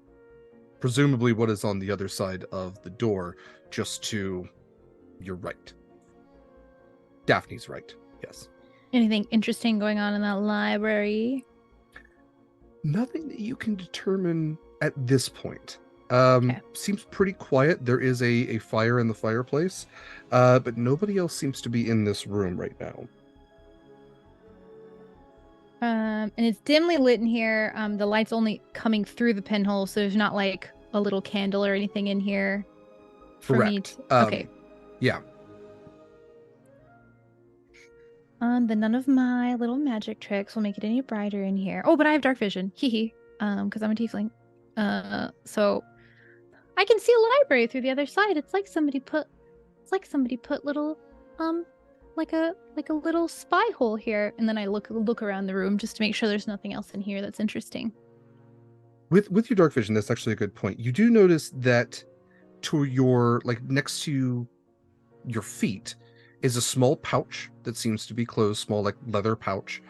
And as you are standing there, you notice a set of levers to your left, almost just to the left of where your head would be. There is a delicate set of levers on the wall. Gosh, what do you think these do? And I point at the levers as I'm reaching for the pouch. Gee, I don't know. Maybe it's connected to something in that library? Maybe. We should send somebody into the library so they can see what happens. We can just watch it from right here, Oh, that's true. just in case it's something dangerous. Very true. I'll look. You do something. Yeah, Scooby's gonna do a sniffer check. He's going to do, yes. As you should. Scooby's Oh. gonna do Man, 21. Gosh, a sniffer Pretty good. check for Okay. you. plus 6. Scooby, I'm going to give you two things. First of all, you pick up a familiar scent of Creepsley in this room. Very faint, but he was in this room at one point. You also pick up that very likely what is in that bag that Dafni is reaching for has something to do with that black powder you found earlier. It definitely has a scent of black powder on it. Big Bang. I don't know. Yeah. That's all I got. I love Yeah. I would love Scooby to do the Big Bang theme song. it. Dafni, are you maneuvering the levers? I'm gonna look, and I was thinking maybe somebody with more mechanical know-how would be doing the levers. I can Okay. certainly attempt the levers. Sure. I don't know if I have dark vision. Can I just assume that we have a candle somewhere or something? Halflings don't have Yeah, dark vision. There's actually, it's funny. we can say there's that. an unlit candle, so you could absolutely light that, bring it in. That's what Dafni twisted to get in this room anyway. So yes. The other obstacle, we can say there's a step ladder to get up there, since Velma also is a halfling in this. Right. See, this is why I'm used to having spells, so I can just mage hand everything. Mhm. Cool. So I'm gonna, while Daphne looks through the people, I'm going to pull one of the levers, probably the leftmost lever, just to do it in an orderly fashion. The leftmost lever, is anybody going in the library, I should ask? Yeah. I think it'd be more on brand if Skahooby was on all fours and Velma was standing on his back. Yes! The Helma! This is very good. That's That's cute. my help Okay. action. Okay. I think I'm a I step think stool. Fred will be in the library, but at the door, with it open to have a bigger Mhm. view of the room, not be in the space.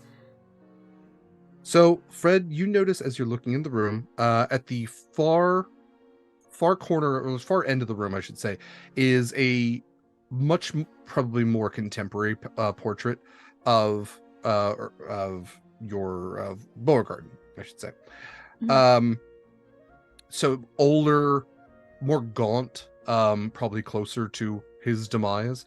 This painting was made.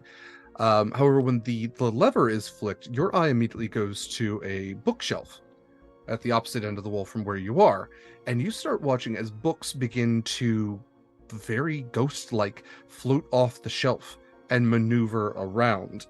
Go ahead and give me a wisdom saving throw with advantage. Okay. Oh gosh, do I have to do that too because I'm looking through the peepholes?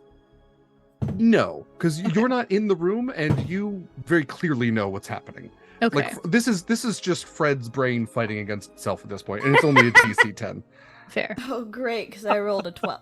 Not 12. 11 plus 3 is 14. I can math, I swear. Okay, you got it. Hey, we all play D&D just to get better at math skills. We're all bad at it. Yeah, Fred, No. you are able to piece 2 and 2 together. It's a 2-piece puzzle. You did great.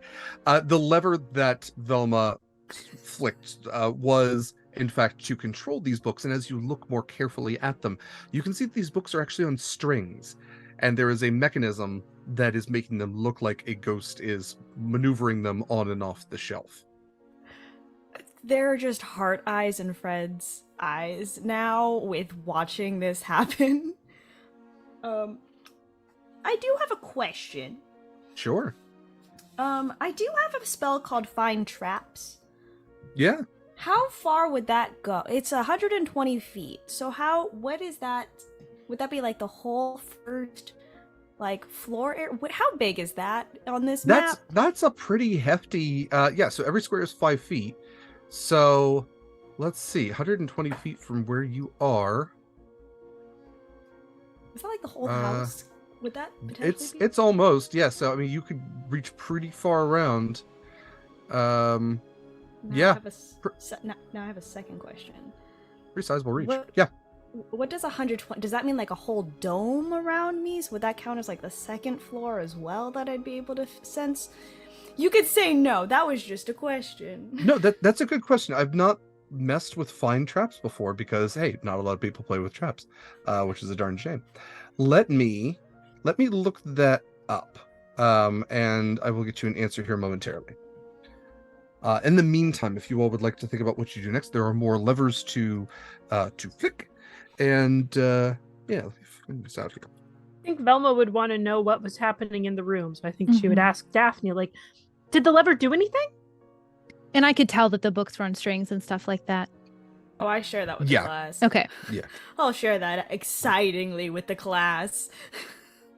Oh gosh. Well, there's some books that are moving off of a shelf, and it kind of looks really creepy at first, but I can see that there's like strings and like something in the ceiling that's making a move.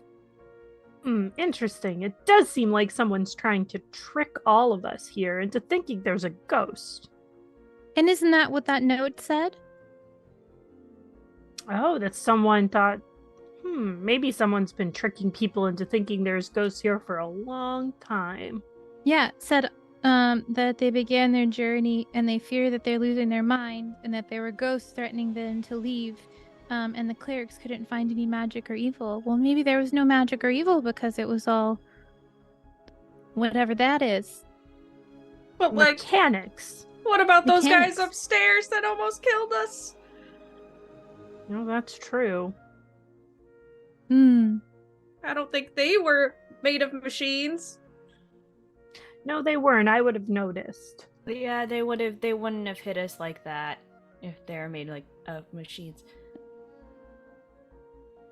So, Jenine, in answer to your question, technically, if you were in a perfectly open space, you would have 120 feet in every direction around you. The one thing that kills this is it does specify within line of sight. Oh. So, if completely open space, I would say that you would know of every track. Like if you were in a minefield, Fred would be golden. That is a walking mine detector. But yeah, here it's kind of limited by whatever room you're in. And this is why I asked the question first. And we all learned something today.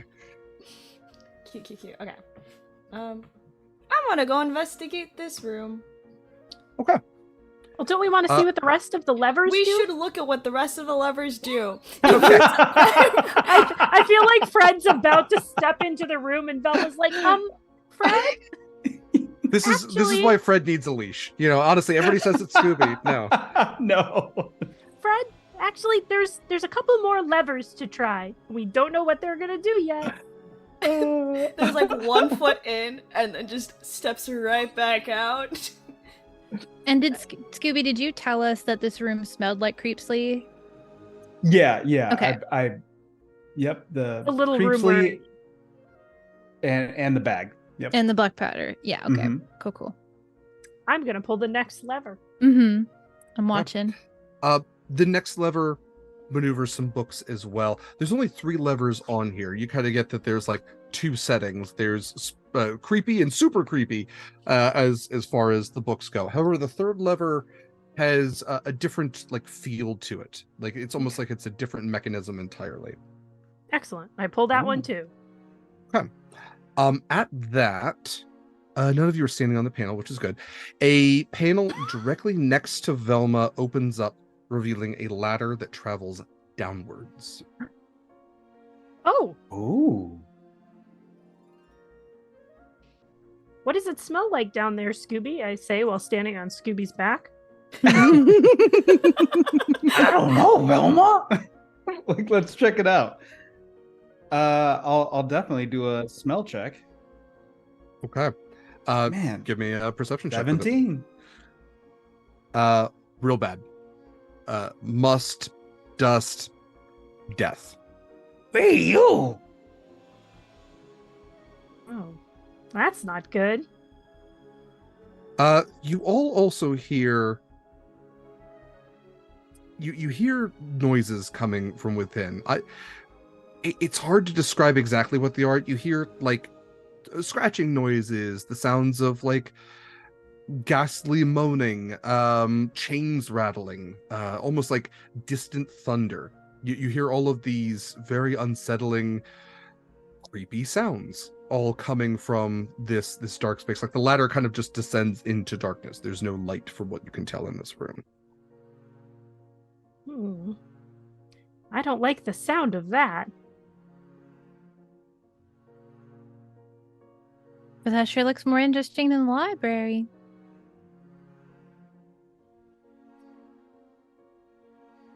Oh, with dark vision, do we see anything different down into the abyss there? Or does we just see a floor?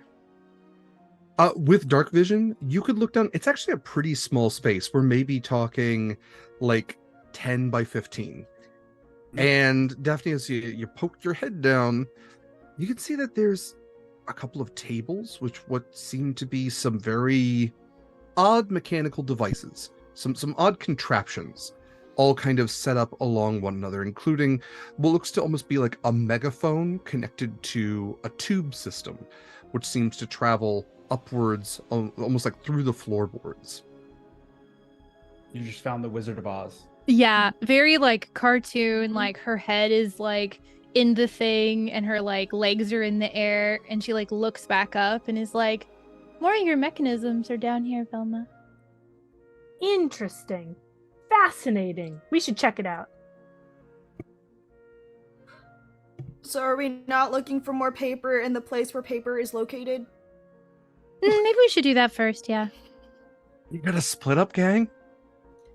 Fred, why don't you go look for the paper? I want to look at these mechanisms. I'll go with Velma. Oh. Yeah. What's your favorite activity? We had to at some point, right? Like Yeah. the D&D players in us are like, don't split the party, but like Right. we would definitely be like, well, everybody take one room on the floor. So this is the closest we'll get to that, I think. Is we'll look You at this can't and tell look me at that. Fred's not on the area. spectrum. Hyper focused on traps, always has to drive, wants to be alone. Oh my god. A little library for this little guy? He's not little. How tall is he? He's tall. Big. He's big. He's a He's half big boy. He's a half orc. Yeah. There are no stats here, but I'm assuming big. Yeah, we can assume big. That's fair. Lorge.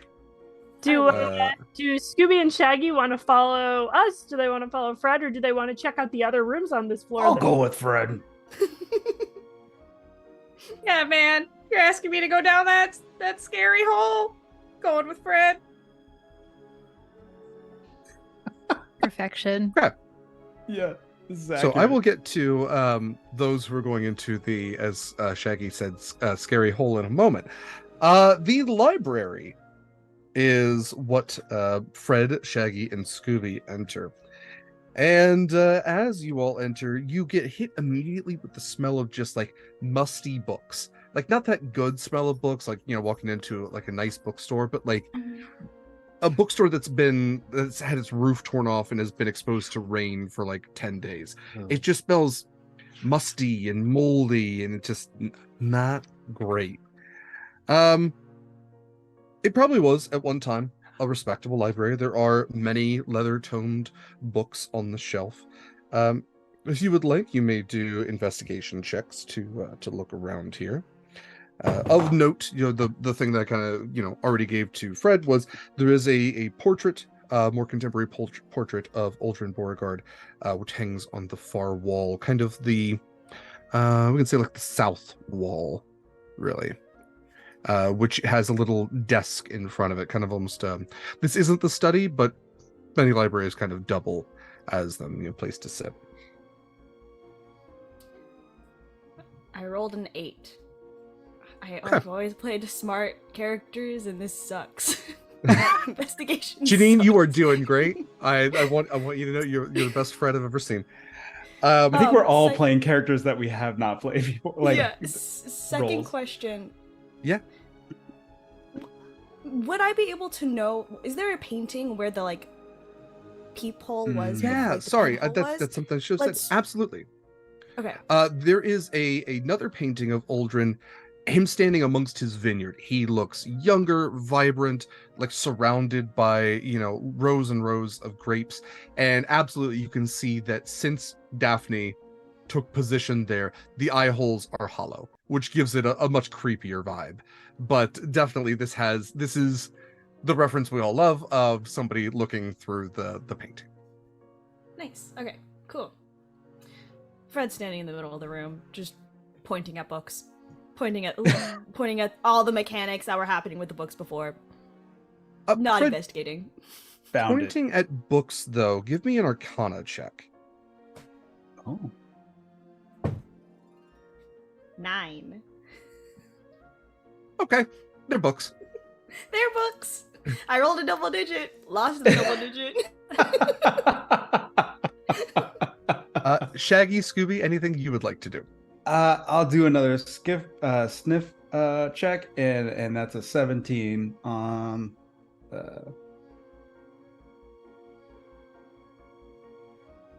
And then I'm actually proficient in Arcana too, but don't know why. You're a bard. Yeah. Scooby, the scent that catches your nose, aside from the general must and, book decay, is a scent of almost like rotten eggs or like brimstone, which seems to be coming from the older painting of Aldrin.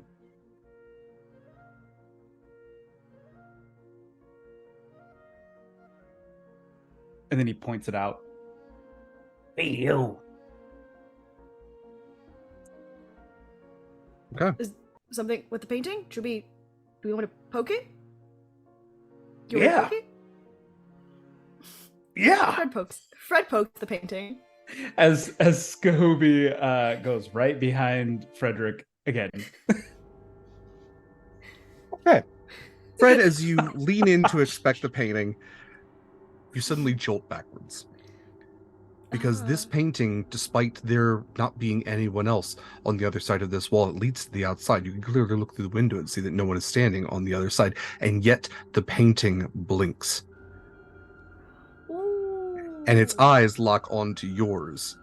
And wherever you try to look, it's like the painting is there. And a cruel grin crawls across the face of this older, decrepit, becoming more decrepit by the moment, face of Aldrin Beauregard. And the mouth opens, revealing these horrifyingly sharp teeth. Mm-hmm. And it lunges forward at you and takes a bite at you with this elongated jaw. Of course it does.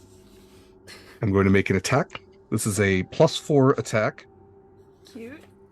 And that's in dirty 20. that hits. Fred, you were going to take... Roll. Oh, I'm sorry. That's you were going to take 10 points of piercing damage. And then I will need Fred, Shaggy, and Scooby to make a wisdom saving throw, please. You said a wisdom saving throw? Please. Yes. 19. 30-20. The 1. Okay. All right. Scooby and Fred standing stalwart in the face of this possessed painting. Shaggy, however, nope, not this one. Not going to be him. Not today. Shaggy, you are forced to run from the room, and you no longer can stand to be in a room with a painting of Aldrin for the rest of the night. Oh, Fair enough, I would say. In character. Okay. Oh, For sure. Nuts. Okay. Which is probably like every room.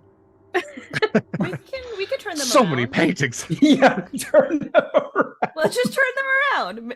There's not something on the well, actually we did poke this painting, so You did poke the Yeah, I painting. know. Don't poke the painting. And after it Uh, lunges out at you, it seemingly just like the whatever spell this was just dissipates, just like literally just turns into dust and fragments outwards, leaving the original painting where it was.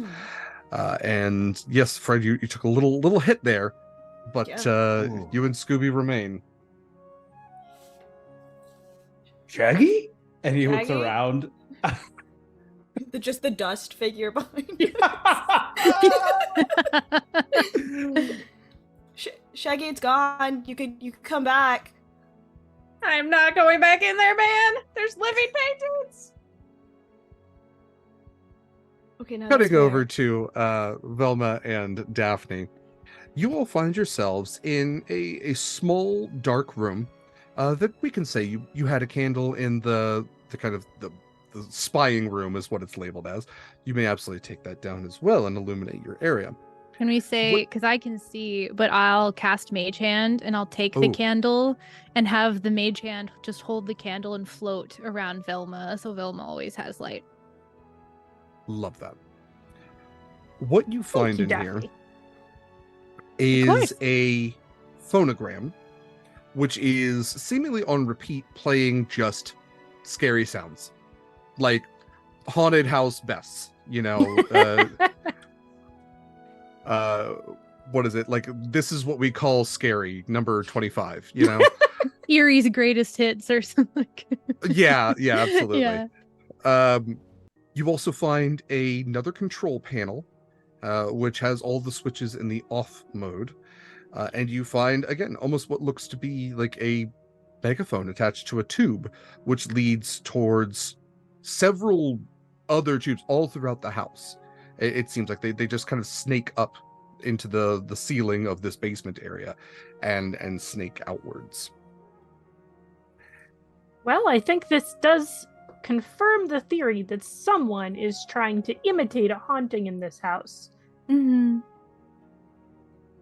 But there might also be an actual haunting, given that there were ghasts upstairs.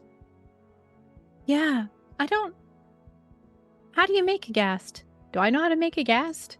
Do I know I how would like- ghasts are made? Do I know Yeah. how to make a ghast? Yeah, how to make a ghast. That's the book that Fred didn't find on the shelf. The how it's made episode of ghast. So first of all, you need a corpse. Then you need a lot of necromantic magic. Yeah, I would say like in the same way that like vampires in the world of D&D, you're like, oh yeah, don't get bit. Ghasts are reanimated through a lot of darker necromantic magics. Sometimes it's kind of like, a god might do it. Sometimes it's if you're left on a battlefield and it's not great and there's a bunch of necromantic stuff going on, but also necromancers can totally summon ghasts as servants as well. My guess would be that there's a necromancer afoot around here. I wonder if the same person playing tricks on us and maybe on oh gosh, I forgot his name. Aldrin. Buford? Baldrin. Wait, what? Isn't it Aldrin? Aldrin. Aldrin. What if the same person that was playing tricks on him is also a necromancer? Oh, that would neatly tie both theories together. Because, if you're a necromancer, you can certainly do a lot to scare someone, and then adding in mechanical prowess as well. Very, very clever. Mm-hmm. They could do all the scaring with the mechanisms and then later on make the ghasts to try to hurt anyone who tries to stay in here overnight. Because I think we would know if a ghast had attacked Aldrin and killed him. Well, do we know how Aldrin died? I don't know if we do. It was not revealed in either the letter to you, and Creepsley did not mention in the will. Oh. He was older. Maybe it was natural causes, or one of those things that seems natural but is scary nonetheless, like, dying of fright or something. Yeah. Heart attack. Can we tell what these mechanisms, like what rooms they lead to from here? Yeah, are they labeled? Helpfully labeled? Tough to tell where exactly they go. You know what? Give me one of you can do investigation with advantage, because I think that Velma might appreciate what these are necessarily. Yeah, I'll Do I- provide the advantage. Wait, does that Okay. mean I have double advantage? Do I get to No, roll 3 unfortunately. d20s? All right, let's see how it goes. Ooh, gross. That's a 6 and a 5, so that would be a 12.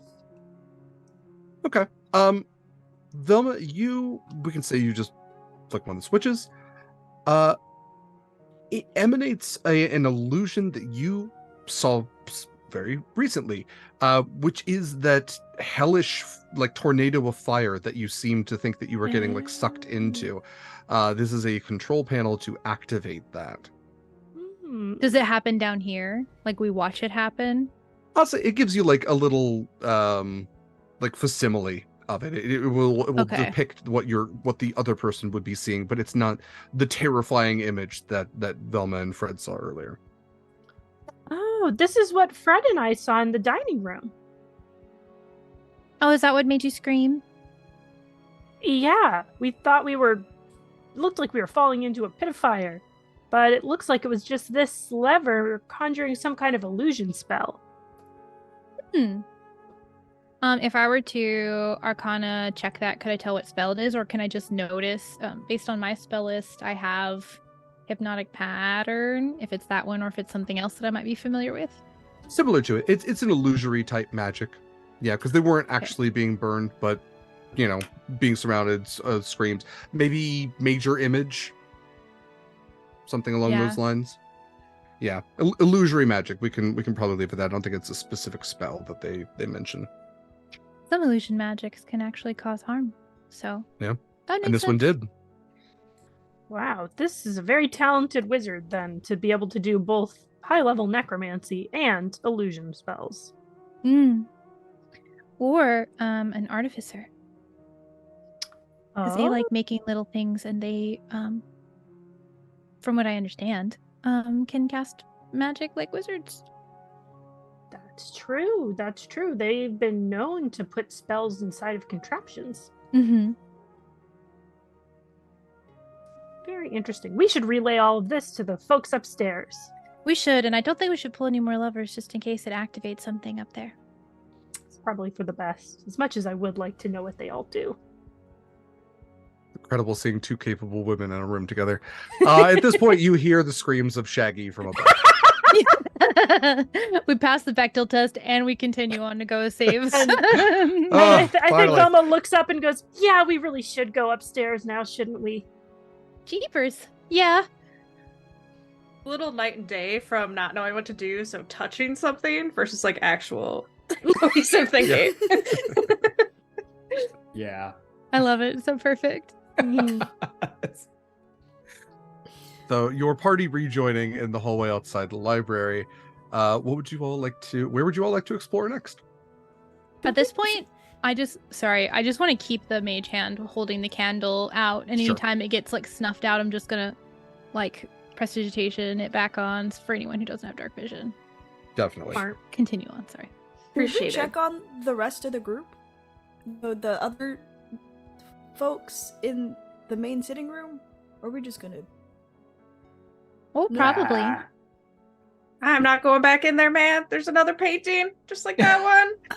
So at Oh, that- hey, good, well done, Art. Yeah, good memory.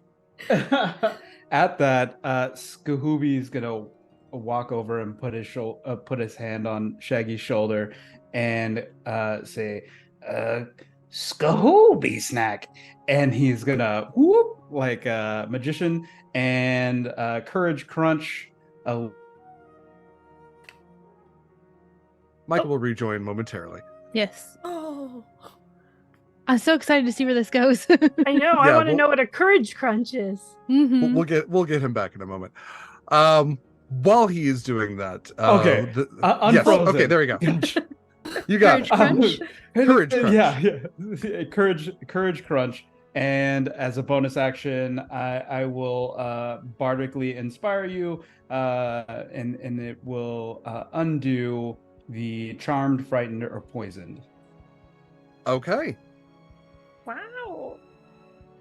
That's a big deal. Because we need, but because we need punches courage later. crunch. Yeah. Courage crunch. Yeah, I felt more like I was trying to do that. I was like in the other room, courage crunch, and then I thought I was like the tiger from from Frosted Flakes. Yeah. There, Yeah. great. It's Yeah. Courage Crunch. You can't have our money, Warner Brothers. Go away. Yeah. Okay. Well, with Shaggy, with your fear of paintings, I would say it's successfully removed.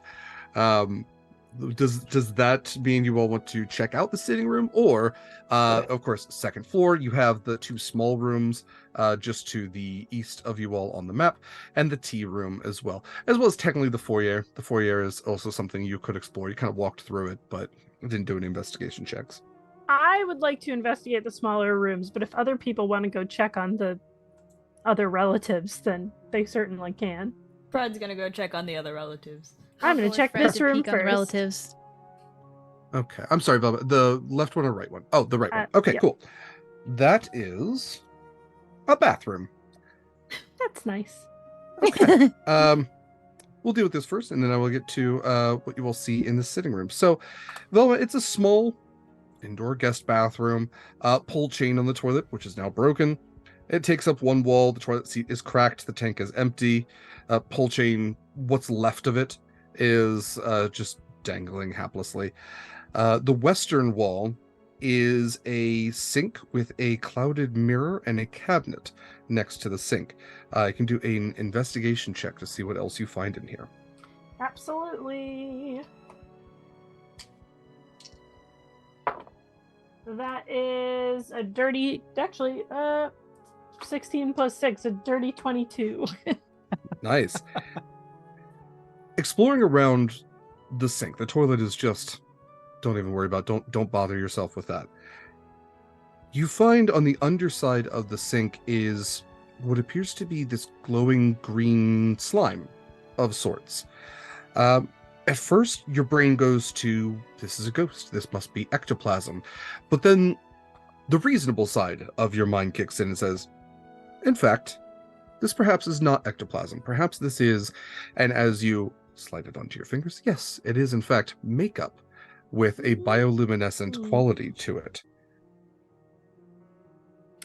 Interesting. Do I see a source for it, or has it just been spilled? It's almost like somebody maybe gripped the sides of the sink and had it on their hands and left it there. There's like just the very, very faint kind of like where fingers would be on the underside of the sink. Interesting. See, I wish I had like evidence collection kit. I would take a little bit of that. Fingerprints. We're just gonna take notes for now, I guess. Yeah, CSI Never Winner. I'm waiting for that show. Velma, when you... Sorry, go ahead. Oh, Hoopy's going to go with Velma and do a sniff test to see if he... While Mykyl's coming back. Fred and Dafni, you all headed to the sitting room. I am sorry to say that the three pseudo-relatives are no longer there. Any sign of where they went? You can do investigation checks. Yeah, I can do that. And then while you're doing that, Mikyl, you were saying? Yeah. Yeah. Please pray for my internet. You're doing great. To all the gods. That it was a natural 20 for a 26 on the sniffer test.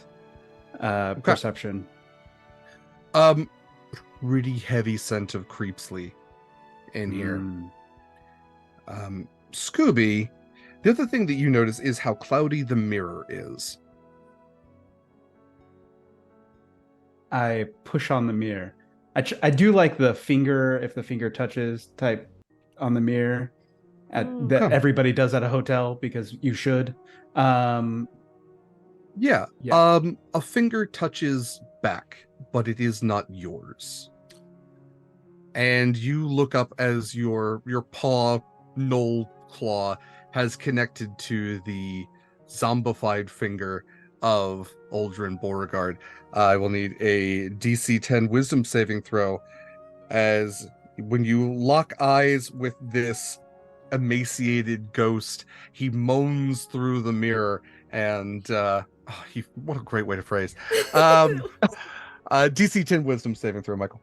Do I need to make any saves or just Scooby? I'm gonna say you're like below the sink, because that makes a lot. That's fun to me, is Scooby freaking out and Velma being like, "What? I didn't. Nothing happened." Mhm. Oh, because I'm like half of Scooby's size.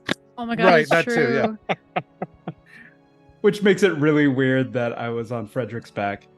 Oh, he's a half orc. He's huge. He's even larger. What was it? A wisdom? Wisdom save there. DC 10. So 17 on the die. 21. Okay. You blink, and the face is gone. It doesn't scare you out of the room. You're resistant to that fear. Everything cutting- okay up there, Scooby? Yeah, Velma? Okay. but I do tell her about the mirror being weird. Mhm. Interesting. Can I investigate it to see if maybe it's another one of those mechanisms that I found in the basement? Definitely. Yeah. Excellent.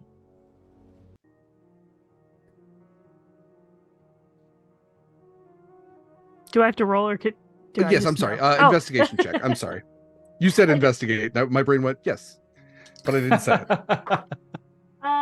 That's a nat 20 plus 6 is 26. Heck yeah. So much to I need what to lose Scooby these was. glasses. Yeah, No, you honestly, don't. I don't know how to take them from you. Much to what Scooby was trying to do, Velma, you absolutely do like the finger to the mirror thing to see if it touches. This absolutely is a trick sort of mirror, and I'm not going to say it has like a hollow space behind it, but there is very, very basic level illusory magic which was cast on this mirror, and it has that quality to it. For those of you in the sitting room, you may absolutely do a investigation check to see if you can tell where anybody went. Got a 16. Okay. A 3. 3. Okay. I'm going to say not high enough to detect anything out of the ordinary. There's the same tobacco smell, which you all noticed before, the wine bottles on the rack, the fireplace is extinguished, the candles are going down, but even where the people were sitting before, you check, it's cold to the touch, like on this crappy furniture. The floor is still seemingly sinking downwards, but there is no sign of any of the relatives. Oh no. Well, I hope they left. Yeah. And Dafni, I'm not sure if we ever covered this. The satchel had smoke bombs in it that you found in that spying room. Okay, So yeah. if you did take those, yeah. I have it. I think I was gonna look in it, but then we were doing the library stuff. So smoke. Yeah, bomb. Scooby determined it was black powder-esque. These are smoke bombs. So I will also connect this dot for you. The black powder you found originally in the sitting room did come from a smoke bomb. That's what I was gonna ask. Yeah. Okay.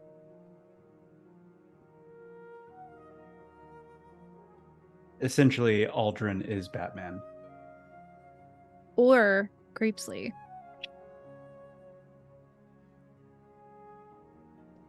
I think since I'll just kind of like I'll look around and I'll do like investigative poses. Well, I can't find anything. I don't know where they went. Fred is just looking at a wall. What'd you find, Fred? Another one of the little holes, maybe? Just keeps poking the wall. It's Maybe just, not. yeah, the plaster's falling away. You're not wrong. It's just not that kind of hole. This is just decrepit. Yep. Should we... Next room. And then opens the door to this room. Confidently. Wait, to which Fantastic. room? Oh, that room. Okay, yeah. This Cool. one. Yeah, the one to the left there. Okay. I will follow you guys there because I think we're done in the bathroom. Mm-hmm. Yeah. Fred, you open this to find a coat closet. And mostly open. Or, I'm sorry, yeah, mostly empty, I should say, once you have opened it. What would be kind of like the door breaks off its hinges the second you go to open it. Most of the doors you found are actually pretty sturdy, seemingly new, in this otherwise very rotted house. But this door kind of fits the bill, and the door comes off its hinges in your half-orc hands as you go to open it. There are a few empty hangers on the rack inside. It's kind of one of those U-shaped coat closets because it's a manor. It can accommodate for many guests at a time. There is only one piece of article of clothing left on a hanger. It is a ratty, moth-eaten jacket in the back right corner. And that is all you see as you open the door.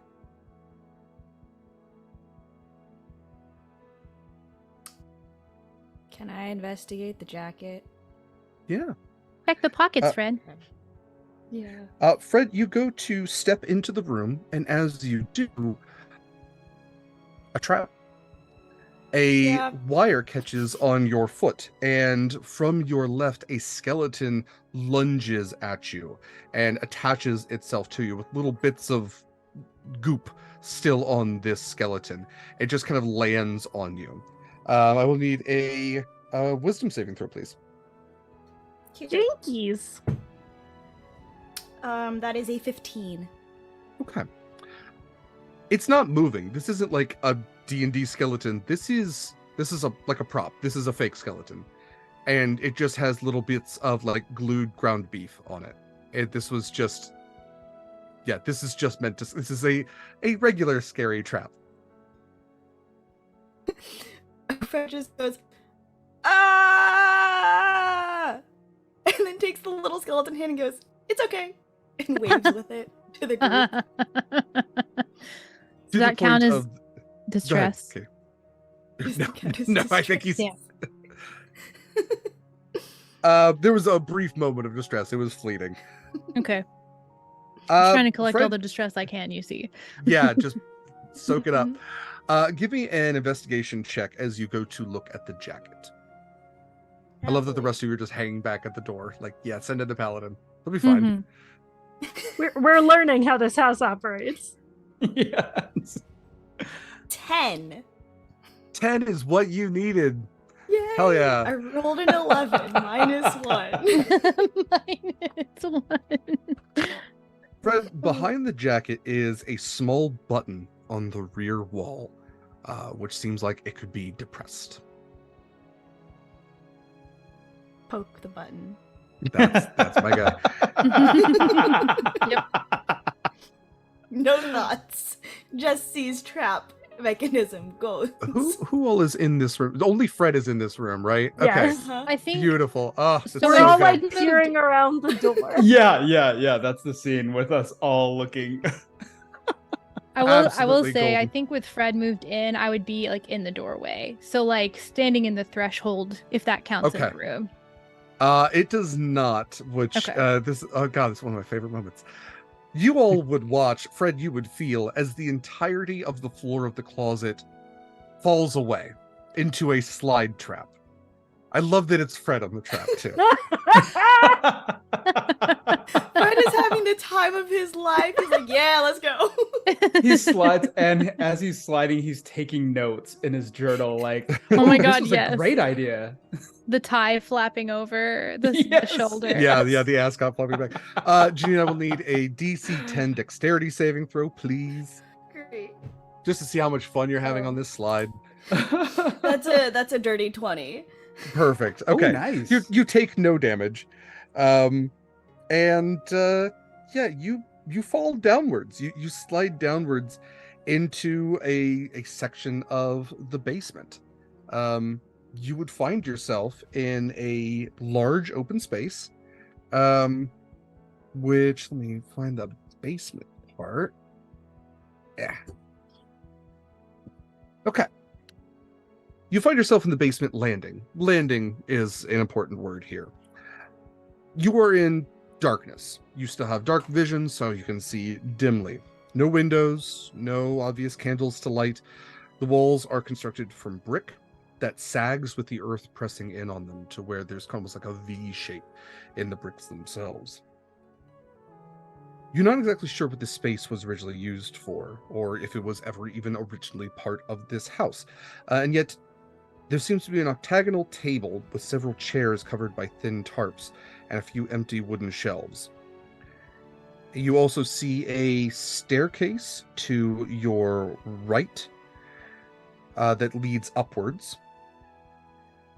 And you also hear odd noises like scratches and snarls coming from the room to the east.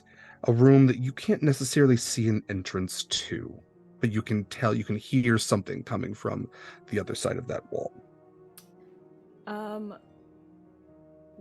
Could I discern that was underneath where the area that Dafni and Velma went into, or is there like another thing sandwiched between us? You're probably on the same level that Dafni and Velma were in, where their room seemed to be isolated. Yours seems to have at least 2 doorways, and what also seems to be apparently a secret doorway, as in addition to the noises you can see like lights flashing from beneath the brick, but no real obvious way to get to where those lights and noises are coming from, and also the stairway. So you're further west of where Dafni and Velma were. Okay. But like directly below where we Yeah. came from. You fell directly Okay. below from where you were. You are basically right beneath the foyer and those 2 small rooms right off the foyer. Okay. Fred will stand underneath where the trap was. Hopefully the opening is still open, and goes, "That's a really nice trap." Okay, so, gang, it's actually pretty safe down here. Well, I do hear some voices on the other side of the wall, and there's a table, and there's stairs, and there's two doors. I can catch if you would like to come down. We should probably follow him down there. We should. I'm gonna do something first, and I'm gonna run back to the other downstairs room and like take the needle off the record Nice. so that the Okay. eerie sounds aren't playing anymore. Okay. Mm. Alright. I meant to do that before, and I didn't. I forgot. So I do it now, and then I come running back. Okay. I will say you still hear noises from that other room, oddly enough. That And was again, what I wanted to do know. say room, although there is no clear indicator of how to access. It seems to be just a brick wall. Well, is it still a slide going down there then? It is. You may absolutely slide down. Can I try and catch my friends? Yeah. Yeah, I will give you, if you are being this is very acute. I was going to say that Fred going down that slide is like that cop going down that slide, I think in like Chicago or something. where it's That was just in like- Boston. Boston, thank you. Yeah, just way It's too right much where I armor am. trying to fit through a tight space. But yes, Fred, I will give you. It's only a DC 10 dexterity saving throw. You all can have advantage if Fred is at the bottom to catch you.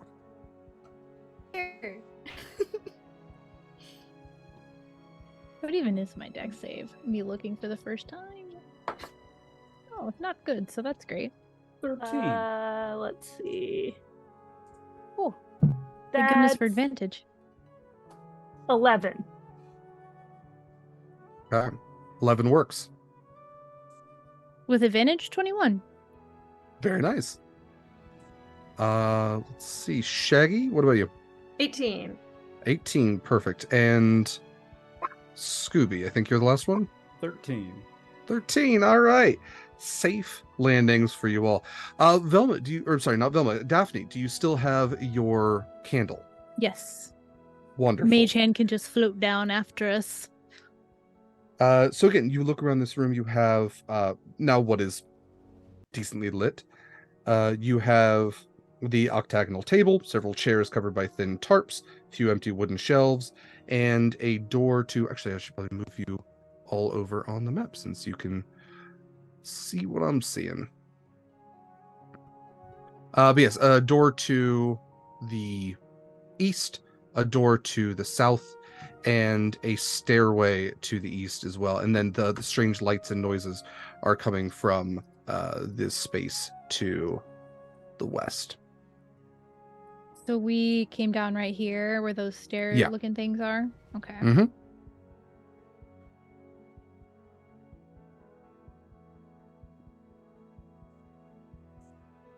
All right. Well, I would like to investigate the room that we are standing in. Okay. Real quick before you do, Dafni, there's you're holding the light with the mage hand, so it's kind of coming off a decent bit. You notice that as the light moves, it seems to be pooling a shadow that is far larger than any shadow it has any right to be pooling around you. And you also notice that that shadow is seemingly moving of its own accord. You all notice that as this candlelight has cast shadows around all of you, that these shadows are shifting. And as 5 shadow claws reach up and out from your own shadows, I will have you all roll for initiative. Me. Oh, okay. Never mind then. I was going to say, does this look like a spell? It's wild. Yeah, I don't think it's only necessarily a roll spell. Okay. low numbers. I roll single digits for all of my investigations, but I'm rolling double digits for everything else. I This keep is rolling like wild. 20s on investigations, and we are at a 14 on initiative. Oof. So 14 for Shaggy. Velma, what do you have? That was Velma. I was the 14. Oh, I'm Yeah. so sorry. I misheard the voice. Okay, so Velma had the 14. Shaggy, what did you have? 5. 5. Okay. Oh no. Scooby? I thought I was bad with 9. Oh, just wait. Daphne? 3. I was really paying attention to those shadows. This is And going Fred. great, gang. I got a 19. Save us, Fred. I imagine Daphne like leaning over and looking and being like, well, that's strange, as the like claws are coming up to attack everyone and she doesn't even realize what's going on yet. So if you would like to maneuver yourselves wherever, I will summon some shadows on the board here. Right here.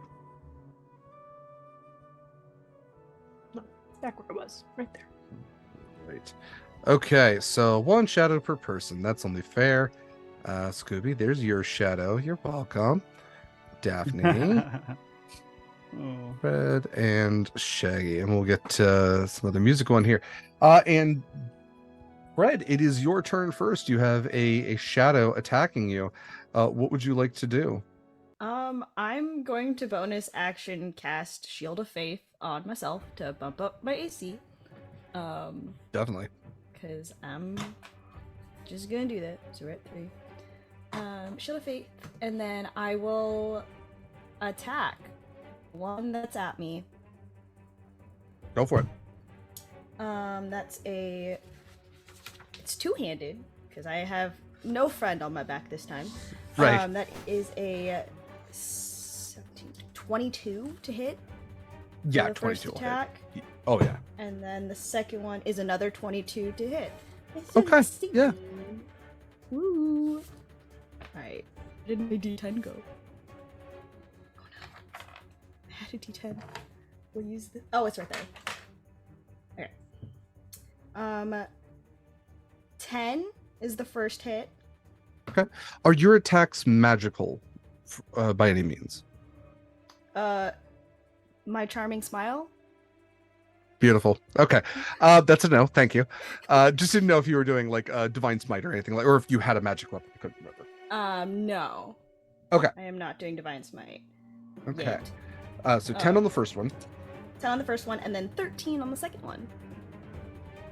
Snazzy. Okay. So you get the idea that as you're trying to cut a shadow with a sword, not doing the ideal amount of damage. We'll call it half damage. They are resistant, and yet a pretty sizable damage for both of them. It'll be 11 points in total. Not bad, and your shadow looks pretty dissipated at this point. It is the shadow's turns. So we're going to have an attack on everyone. So we will go ahead and go around here. For Dafni, that is an 8 to hit. I don't think that hits. No, I have a 14. Armor Okay, class. for Shaggy, that's only a 7. For Velma, that is a non-natural 20. And for Fred, that only is a 6. For Scooby, that is a 17. So I think only Velma and Scooby are taking hits on this one. Yep. This is going to be a strength drain. So this is necrotic damage. You all are going to take 10 points of necrotic damage, and your strength scores are reduced by 1 point. And if your strength score reduces to 0, that's it. No saves. So, okay, and that lasts until you take a short or long rest, just as a heads up. With that is the Shadow's turns. It is Velma's turn. All right. Let's see here. I'm going to stab the thing in front of me in the face. Yeah, it doesn't really have one, but yeah. Its face direction. Yes. Well, these are shadowy claws reaching up towards you, but yeah, stab away. That's an 11, so probably not. Very, very close. They have an AC of 12. Dang. Well, Did you want to use any advantages or anything? do I have any advantages? I don't know if there's any pool or anything going on. Oh, like from the chat. We all have an advantage and an auto crit. I'll take Okay. I'll take an advantage and roll again. Okay. Okay, that's much better. That is 13. That'll do it. Wonderful. All right, so we are going to do a d4 plus 3 of piercing damage. That's 6 damage right to its little knot face. Okay. So again, because this is a non-magical attack, that'll be 3 points of damage. Well, It's still something. it is. Is there anything else for your turn? I don't know if there's anything. Let's Did you see. get sneak attack on that? I don't think so because Yeah, I don't think you have is advantage. Scooby, You, Scooby Oh! right there for Scooby as is friend within 5 feet. you know what? Actually, yeah, Scooby is within 5 feet of your enemy. So yeah, go ahead and thank you, Jenine. That's an excellent point. I main rogue. Thank you. I'm a wizard. All right. That's an additional 10 damage. Okay. Probably halved, right? So 5 Yeah. more. Yeah. And then let's see if I've got anything else I can do. I don't think so. I think that's it You for could me. bonus action disengage, or you could even bonus action offhand attack if you would like. Oh goodness. Yeah. I don't know how rogues work. I'll offhand attack. Sure. Do I roll up to attack again? Yeah. Yay. Okay, so that one wasn't that one, so definitely didn't hit at all. Okay. All right. No worries. Next up is Sakubi. Oh. Skahooby's gonna say, You're not supposed to do that. and then he's gonna vicious mockery the shadow, because that's my only attack spell. Okay. And you're attacking your own shadow, I presume. And my own shadow, yeah. Okay. What's the save? Wisdom 13. Rolled in that one. Go ahead and do that full damage. Where are my d4s? Oh, that was pretty good. 8 damage. Nice, double force, baby. Okay. Very nice. Okay. And And- that's all I got. Right then. we are to Shaggy. Oh, sorry, man. I'm like really afraid of you. I will hit it with my quarterstaff. Yeah, hell yeah. Okay. Yeah. 22 to hit. 22 does it. Dang. That's right. That's 9 damage. Awesome. Okay. I just remembered that when I got hit earlier, I should have rolled a d20 to see if I keep my glasses. Sure. We can do that next time. I did keep them. Okay. Good to know. I can use my bonus action as a key point to do Fury of Blows. Yeah, go for it. To Punch him unarmed.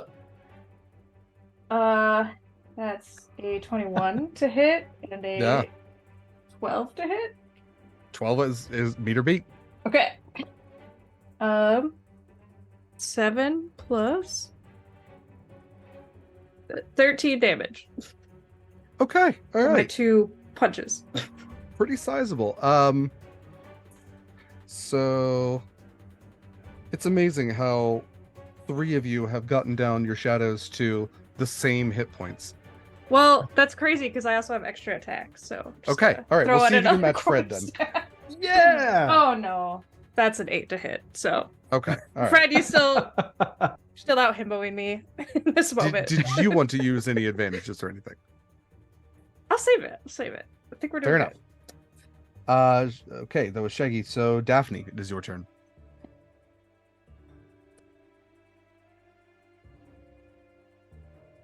Can't hear you. I forgot I was muted. There you go. Pretty much everyone has hit their shadow, right? Everyone has hit their shadow. Everyone has knocked down their shadow pretty significantly. They don't Okay. have a ton of hit points. They are shadows. Cool. I do have magical attacks if I You sure do. blast. So I'm gonna blast mine with 1 attack. Thank you, Jenine. I did see that. That's So anyway, I started 23. blasting. Started 23 hits. blasting.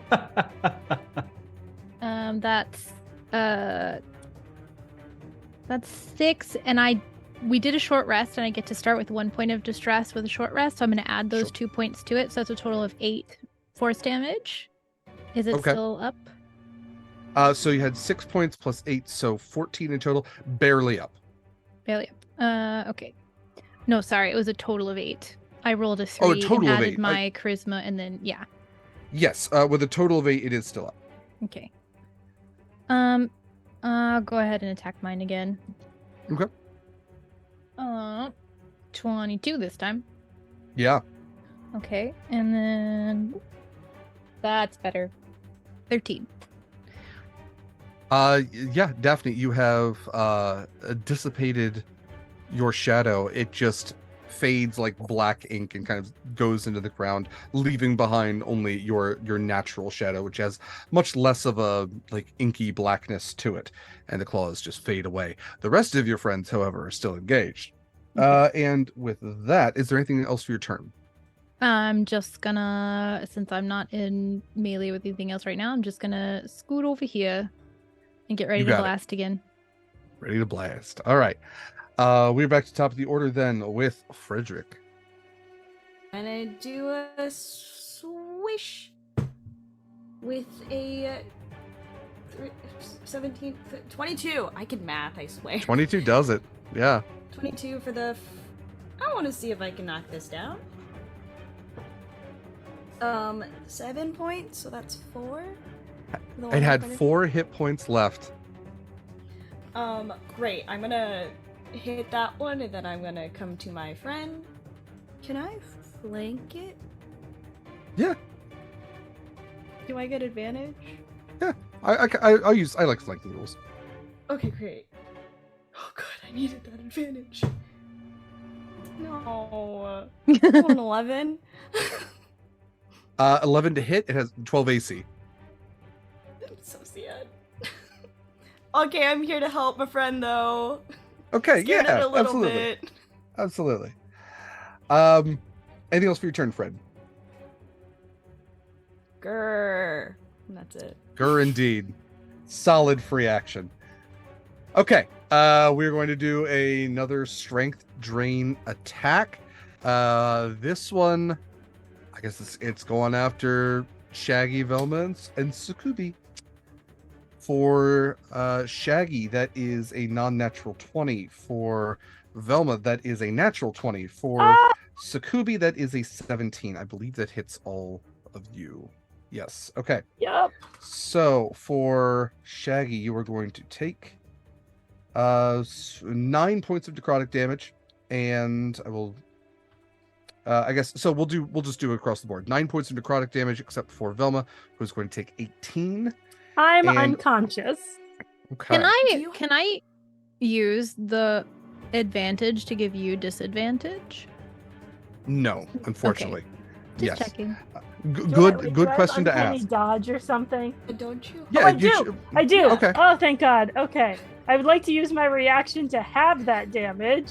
Okay, knocks it right back down to 9 then. Oh, thank God.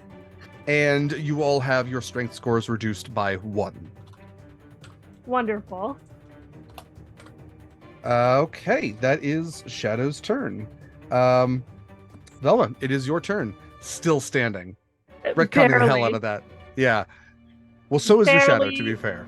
Okay, all right.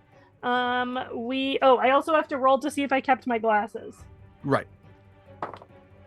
We did. The glasses are Okay. still on. All right.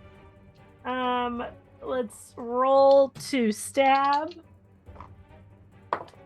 That's a 17 plus 6, so which Yeah. hits. Hell yeah. So we will roll. We will roll a d4, and I think I do get my sneak attack still, so that's You good. sure do. So that's 4 piercing damage for the regular attack, and then sneak attack is 10. So 14, so halved is 7. 7. Okay. Is it dead? It has 1 hit point left. So if I could make a devil's bargain here, I will take away that 1 hit point if you will do a roll to see if you can keep your glasses. That is the offer I will make. Okay, all right. Let's do it. I do not keep my glasses. Okay. The glasses are off.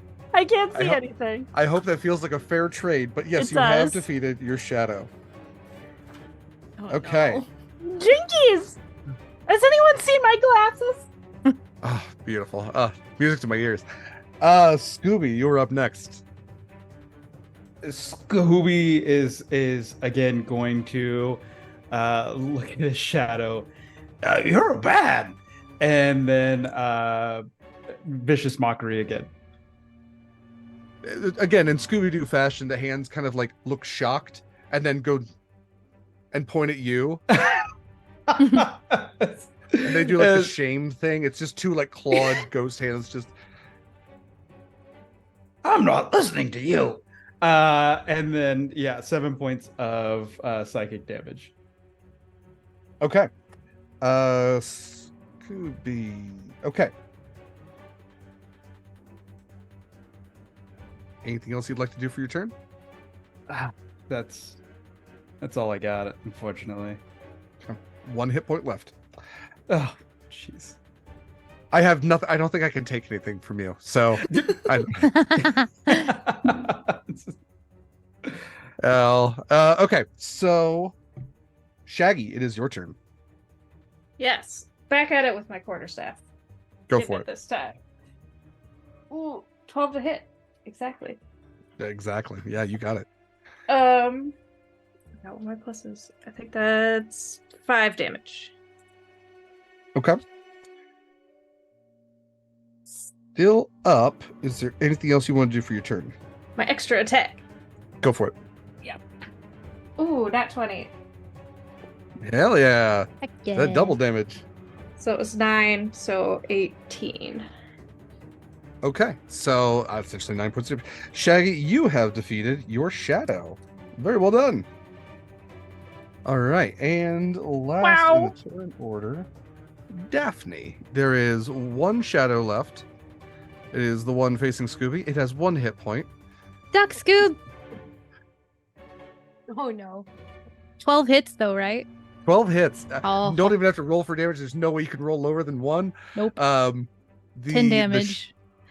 The shadow dissipates with an eldritch blast, and Thanks, you all Dafni. are out of combat order. Has anyone seen my glasses? And I get to roll to find them with Can we help? disadvantage. Can we help? love Can we it. give her advantage? I'm helping. You can like neutralize the roll, so it'll be just a regular roll instead. So the actual thing is, I actually can't see in real life either. So I can attempt to I was find like, my... she's so committed. Yes. I can attempt to find my glasses with a DC 12 intelligence investigation check, made at disadvantage. Or they can be retrieved and handed back to me as a bonus action by any friendly creature within 5 feet of me. So it would have to be Scooby. Okay. Oh yeah, 100%. I'm right there for you. Wonderful. Okay. Thanks to Scooby, Velma regains her eyesight. Okay. Despite the whimsical music, you all have survived that fight. Where would you all like to go now? First, I'd like to use thaumaturgy to make the candle brighter because I don't want any more shadows like that to show up. And for some reason, that feels like it would help. So I'm just going to do that and make the candle Sure. brighter. Okay. I give Scooby a nice pat on the head for finding my glasses. Oh, Velma. So you all are now in a well-lit area. Again, you have stairs, a door to your right, a door to the right on the map, the east on the map, south on the map, and then you can do an investigation check to see if you can figure out where the lights and noises are coming from on the west side of the map. It's a pretty high check.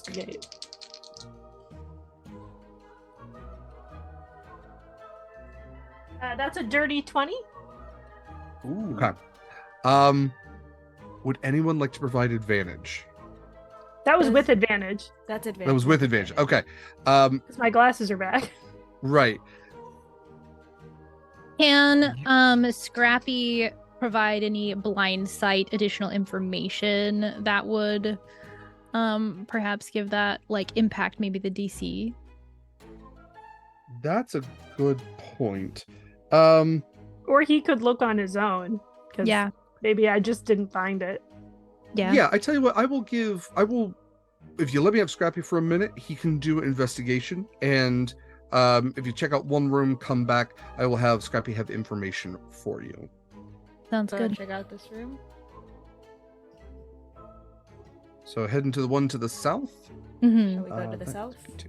Okay. Confidently, we'll open the door. Okay. This has never ended within- poorly for us ever. I know. Yeah, I wouldn't worry about it. I don't know what you're talking about. As you open this door, you can see that this is, or at least was, the wine cellar. All of the wine racks in this room are empty, save for dust, spiders, and other miscellaneous detritus. There is a tall circular table which stands in the corner, which has 2 bottles of wine on it. They both, from what you can see here, just standing in the door, seem to have the familiar label of the Beauregard winery on them. But that's all you can really tell from standing in the doorway.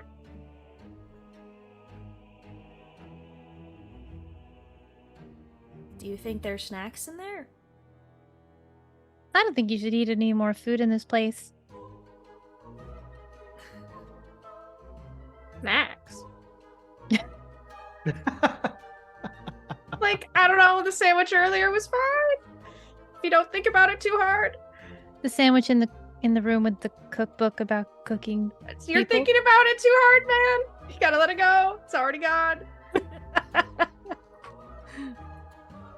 I will confidently step into the room. Okay. Nothing happens. Great. It's a yeah. It's a room. It's a it's a wine cellar. room. It's in misused, I guess, disused maybe wine cellar. Like I said, all that's really of note in here are the spiders and the 2 wine bottles on the far table.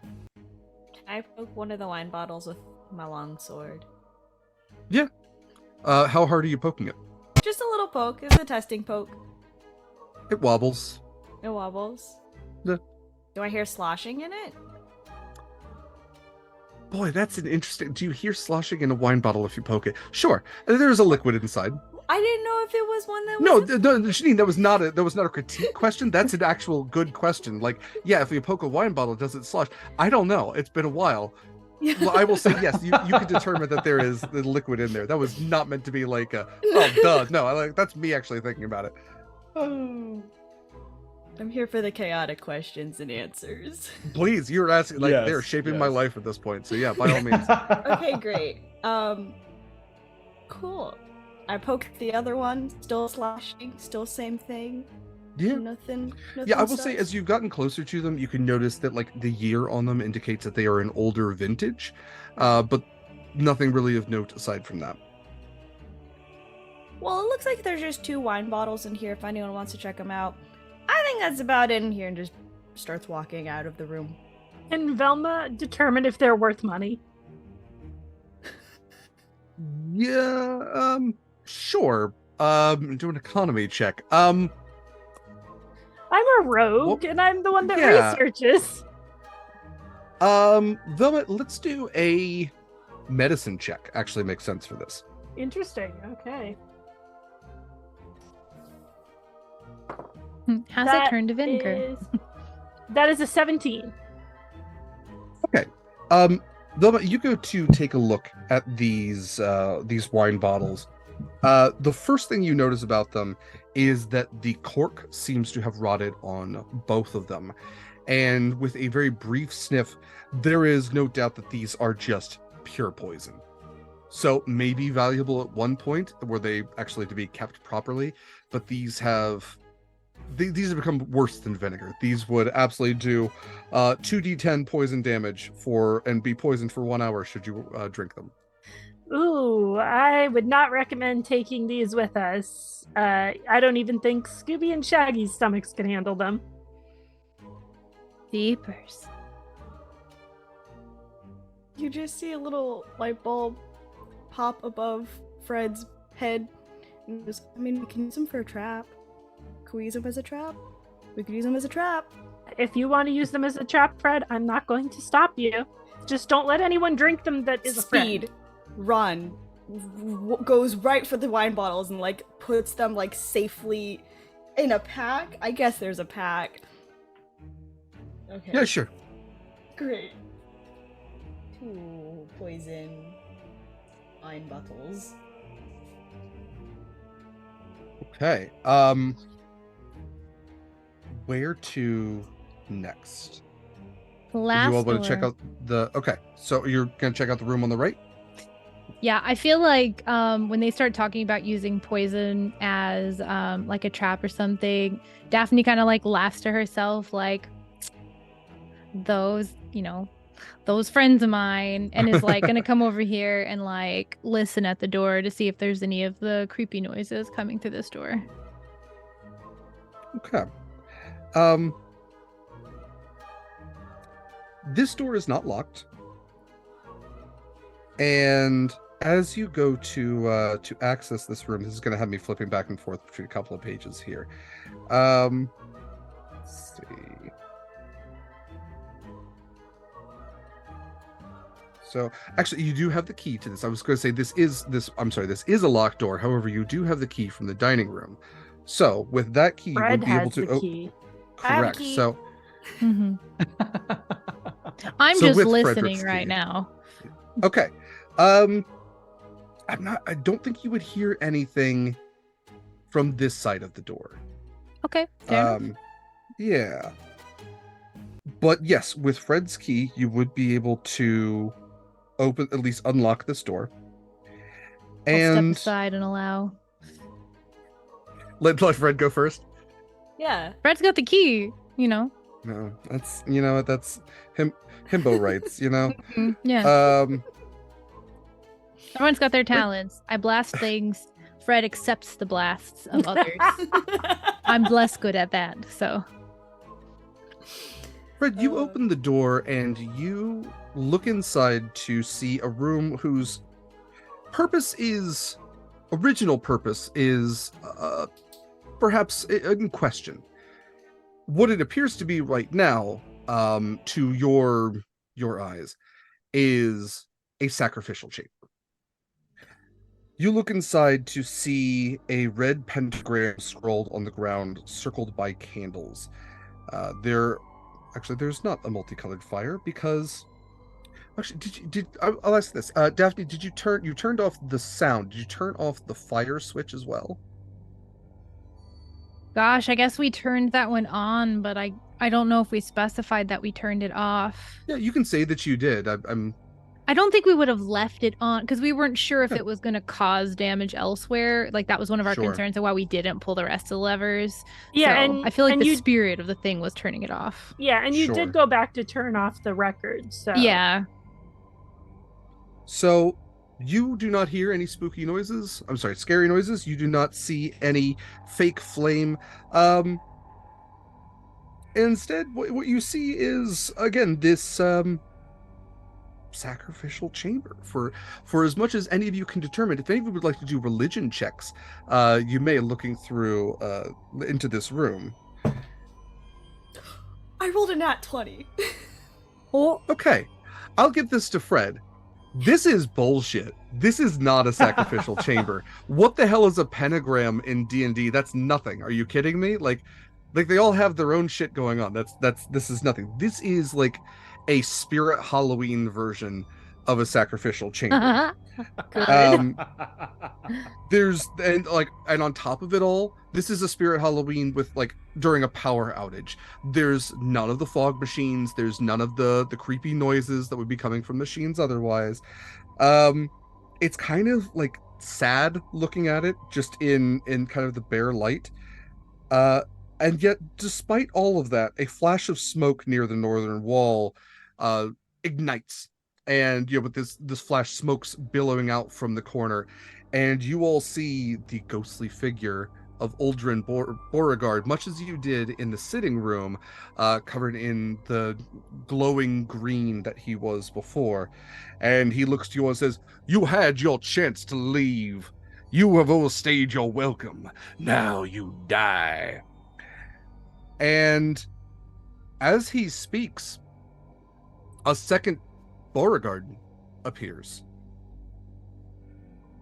And as you, in the opposite corner, you begin to feel this deep feeling of being unsettled, of something not right here. The curtain's been pulled back and the show's not on anymore. The first ghost kind of looks nervous, looks to you, looks to the other Beauregard. "First I will rend your flesh that..." What are you looking at? And he's kind of walking around towards you.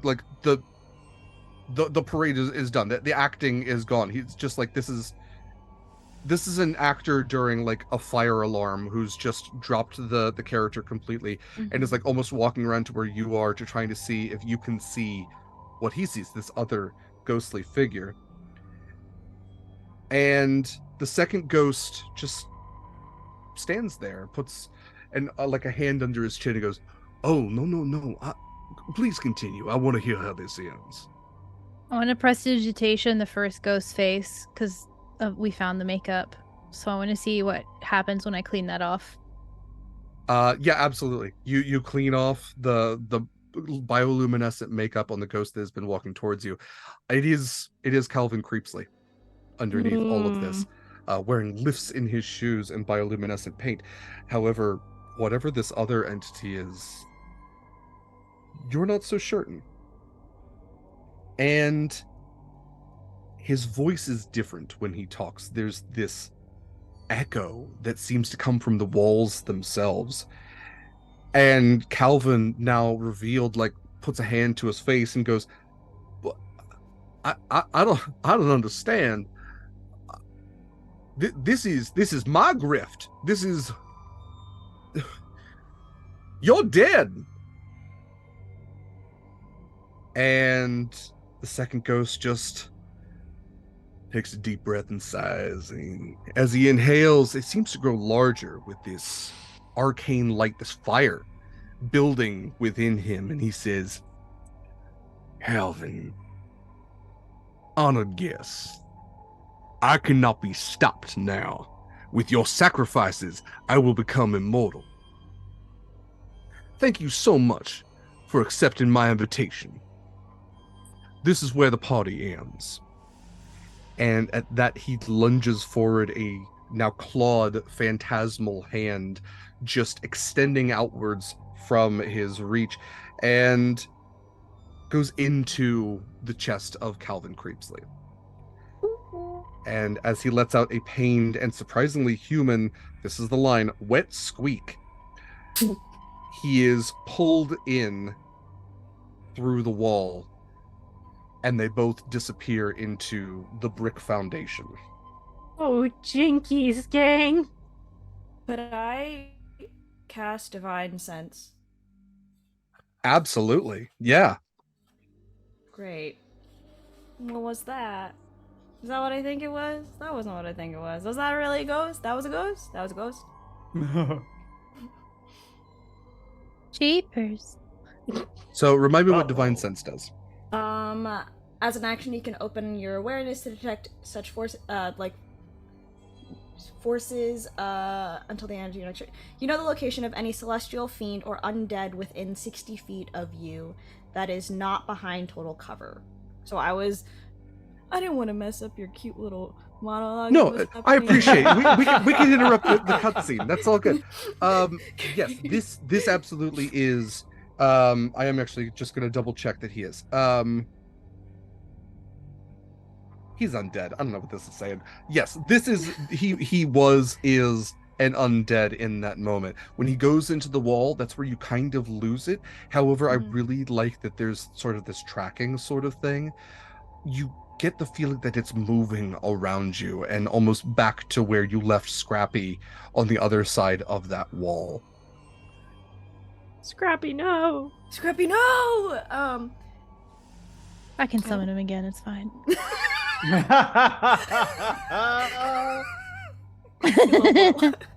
Love warlocks. We go through this every week with my other campaign, that like a homunculus for an artificer, or like definitely a familiar. They're like, I've seen death more than you'll ever know. Mm-hmm.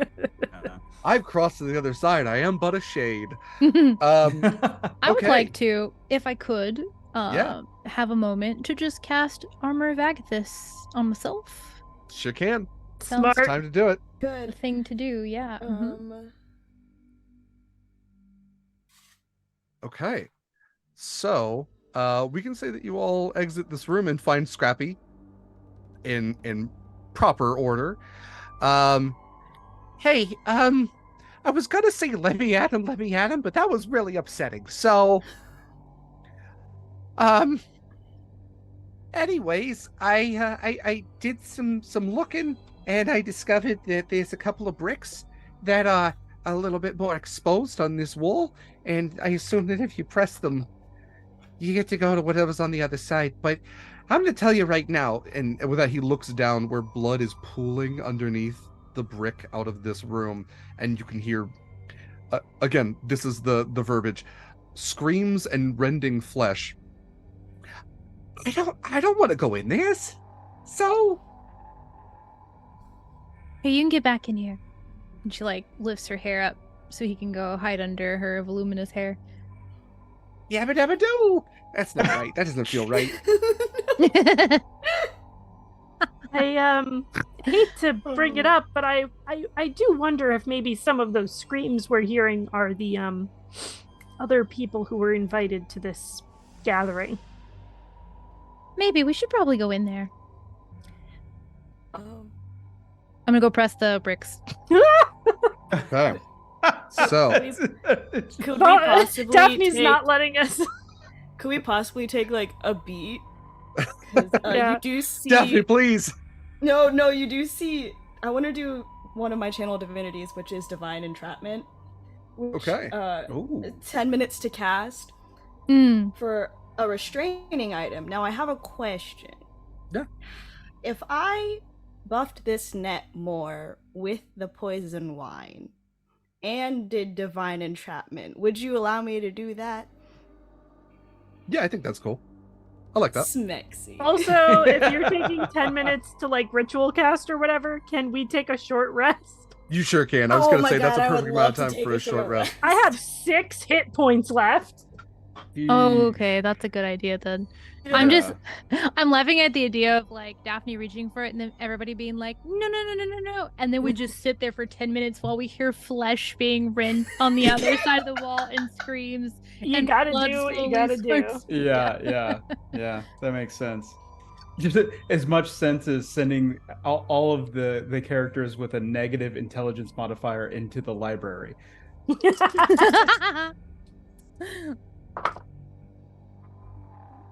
I mean, I also have a negative intelligence modifier. I For don't. being a mystery investigative group, we all are pretty low intelligence. which is Nice, funny. not me. Velma's the only Rely on one. Velma, very hardcore. Yeah. Mhm. I will should've gone also in the library, but I didn't. I will say to all of my players, all of my viewers, this is where it stops getting so whimsical and actually kind of gets a little gory, little actually scary. Take care of yourselves. To my players, please utilize your safety cards. We are tiptoeing too close to anything. I will keep a lot of the gore veiled, but yeah, this is the scary part. So we're getting there. I have used up all of my hit die, and I'm back at 26 hit points. Let's go. Fantastic. And How how long does is the our- strength thing, Go ahead. the strength drain? So with the short rest, your strengths are back to normal. Okay. How long is our short rest? At least 10 minutes. So I still got Armor of Agathis, and I get Yeah. my spell slot back. And I get a point of Oh, stress. that's how you do it. The warlock way. The warlock way. 39. I also still have to do math about my new trap, so Okay. add your charisma modifier. I do like the idea Fred's that this just- is all. Yeah, I got ratchet set out, and yeah. And in the background, just distant shrieking and blood seeping under the Yeah. door. Lincoln Again- logs, and we keep looking at our watch like, Fred has to be on the spectrum because it's like Fred's like, I don't know how to do any of this, but then when it comes to like the one thing Fred's good at, he's like, don't talk to me. I need to Give me focus. some time. I'm busy. Relatable. Frankly, 100%. relatable. I'm designing a new jet engine that only runs on hopes and dreams. Leave me alone for a moment. Oh goodness. All right, let me know whenever you all are ready, and we can open that door. Daphne's been kind of like casually pacing with like hands over the buttons, waiting for everybody to give the okay. Not pressuring, but just like feeling Just, like, very practicing, like, awkward about Doing like, wall bop it, yeah. Yeah. Like sitting there like, wonder if anyone could have lived if we had gone in there earlier. Well, I guess it's too late to really think about that now. That's like Listen, we usually don't have to deal with casualties at Mystery Inc. Yeah, that's the other thing, is it does say in this, like, you all have been doing this for a while, like, you sometimes come across real monsters, it's the world of Faerun, but oftentimes it's just like, I guess a hobgoblin, which in this case is a dude, pretending to be like an owlbear or something, which, that also seems odd, but, you know. I did love the Faerunian version of pulling the mask off, being prestidigitating the makeup off. Yes. I was Very really good. going That for was that. really good. Thank you. Okay, I'm good. Golden. Okay. So, Daphne. Yeah. You press the 3 bricks in the order that Scrappy indicated to open the door. And with that, the bricks magically seem to collapse in on themselves. And they reveal for you, I'll get a religion check anyway, but Fred, with the 20 before, this is the legit sacrificial chamber. Oh, that's cute. As you look through the entrance, no sign of Uldren. However, there are the signs of everyone else. and the floor is nearly slick with blood.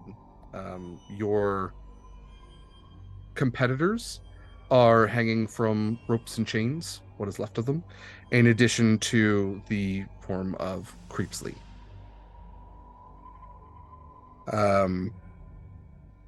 There is an altar where a white human skull is set into a black carved triangle of obsidian. For any of you would like to do a nature check or a religion check, there is different information for both. Yes, Do I I would get it? like to. Would I get advantage because I rolled a nat 20 earlier, or have I used up all the nat 20 magic? Have you used up your goodwill? This is slightly different. So I would say that this is the real sacrificial chamber. This is trying to determine what god this sacrificial chamber is to. I rolled a 19, so Okay. I got an 8 on religion. On on religion. for religion. nature. Okay. And I'm sorry, Michael, what was the nature? 18. 18. Cool. Okay, perfect. Scooby, what you determine is that skull on that altar, 100% real. No spirit Halloween here. Velma, what you get is this is an altar to the god Mikyl, who is a D&D god of the nastier parts of death and undeath and necromancy. Before we go any further, because we'll probably hit the final battle here, do you want to take a break? I'm good to keep playing. Okay. If we need to, I am happy to do so. We're in probably the last 45 minutes of this. So if you need to step away, that is okay. We always can wrap back around. Just want to make sure that you all get to be people. Like I said, there is no sign of anyone, even undead, in this room. In fact, you look further on and you can see that where this chamber is bricked, there is an open doorway which leads towards, it looks like it's almost been carved by claws, a tunnel which leads further inwards. Well, gang, do we follow the terrifying tunnel? Well, don't know where else he would have gone.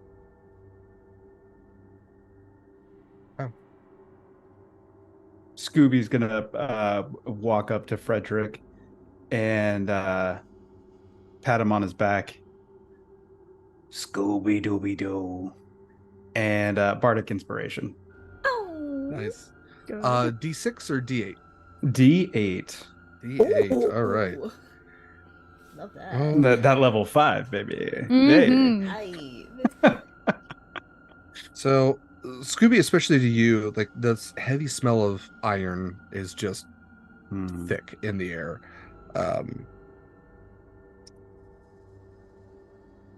I think it's easy to tell that Aldrin's been living down here. Living being an operative word. Unliving. Right, yeah. Very clear that he partially faked his death. And potentially even carved the tunnels that you go to move through. It's also pretty evident that as you are moving through these tunnels, there are carvings, like there there where he has laid out previous victims. Describes in the book that one of them looks like Don Knotts. You continue to travel. A lot of the younger inwards. viewers. won't Yeah, get that. I think the Harlem Globetrotters. I don't know. Batman. There's only so many people guessed on Scooby Doo. George Takei. So You know what's funny is I know who Don Knotts is, but I was like, did Don Knotts guest on Scooby Doo? But I a guess lot. never Weirdly knew enough, that. Don Knotts was on Scooby Doo a lot. That went Yeah, over my wow. head. That's all yeah, right. you're probably too young. The Vincent olds Price get it. also did. I mean, he was actually a Oh, main yeah. character on a Scooby Doo and 13 Ghosts. Yes, Great we offshoot. do. Yeah, with Flim Flam. Anyway, it's not the time for this. So you continue to travel in until you come to a fork. You can travel north where these little catacomb-like spaces are, or you can travel southwest. In which area would you like to go? Now, I know we are usually really in favor of when there's two paths, some of us going one way and some of us going the other, but I would Yeah. like to posit that we don't this time. I concur. Fair. Can Uh, you smell which way I you went? agree. But I will do a sniff test, though. Sniff, sniff. Okay, yeah, go ahead and do a sniff test. That's 18. Okay. Pretty sure he went off to the left, the southwest pathway. Although you do get faint sense of him, like he probably was recently. He's been all in over the place. the northern. Yeah, this is where he's been living. Okay, who's going first? You said north. No, the southwest South. is the strongest sense. Strongest. Yeah, this open place here. Fred is going first, confidently. I'll go Okay. behind Fred. Could I do another divine sense? Oh. You absolutely may, although I will say if you were walking into this room, he's standing right in front of you. Oh, So I that's will- cute. That's great. That's too late now. Cute. No thoughts. Yeah. None. It's like, oh, maybe I should have. Nah. So we make him big. There we Oh. go. Oh. Hello. Yeah. Large. So in this antechamber, essentially is what this is. A crypt, I'm gonna call it. Probably the most apt term. You can see that Aldrin is standing with a hand just propped against a coffin, much larger than even the coffin is, and you kind of get the vibe that this is where he has been sleeping for quite some time. Around it is a decent seating area, better furniture than was even upstairs, well-maintained plush chairs, fresh tea, a bookshelf nearby. Fred, you glance just briefly to see titles like How to Get Away with Killing Your Family, Undead and Loving It, A Practical Guide to Living Your Best Unlife, and Relationships for the Abhorrent. It's nice to know that the undead have self-help. Yeah. As you enter this room, Aldrin, large, ghostly, clawed fingers, sharpened teeth, just a bestial looking undead visage, looks to you, Fred. So Frederick, I do very much appreciate you handling so much of what I otherwise had to handle.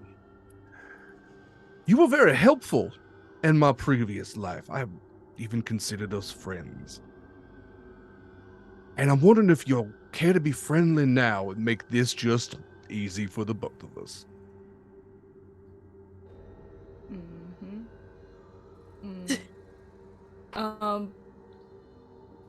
As that conversation's happening, Mhm. Fred, with his little net in his hand, is just swooping and launches and throws it at Bogart.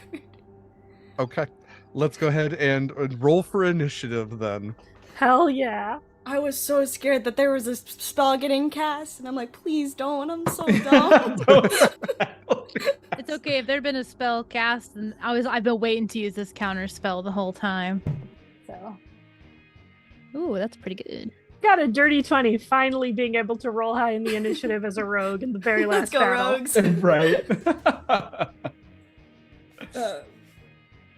All right, Velma with a dirty 20. Fred, what you got? 17. Nice. Shaggy? 6. Our monk? In character. A respectable 6. Scooby? 19. Okay, and Dafni. 17. Same as Fred? Yeah, I can go after. And Aldrin rolled a nat 20 plus what do you got? Oh, plus nothing. So I think that's lower than Velma. Velma, you got a 20 something, right? Well, no, it's a 20. So I rolled a 17 and then plus 3 for Dex is 20. Okay. So, okay. Would you like to go first, or would you like to have Aldrin go first? I would absolutely like to go first. I do not want to let the big scary lich man stab me. Fine. All right, Velma, it is your turn. You have a large, spectral, semi-undead, which is an odd thing to say, but it's apt, I suppose, form of Aldrin Beauregard standing in front of you. We can otherwise consider this room empty unless you did want to launch the coffin at him, in which case I don't want you all to worry about like that being a footprint on the floor, unless you would like to utilize it. But Okay. yes, it is your turn.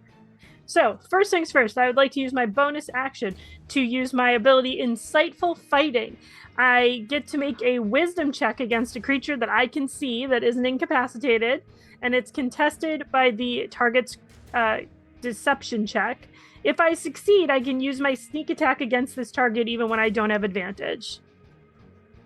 Okay. Rolled a 6 for deception. All right, let's see what we've got for insight. Well, it's already a 9 plus whatever my modifiers are. You can get that sneak attack. Go So for I it. get sneak attacks. Wonderful. So now we're going to roll to literally run up and hit him with a dagger. No, never mind. We're not doing that. We do more damage with our crossbow. We're going to crossbow him. Crossbow away. All right. That is 15. Yeah.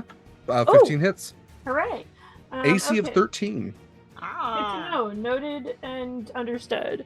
All right. Yeah, so not wearing that any is- armor, just a big guy. Just a guy. So that Just is a guy. 8 regular piercing damage.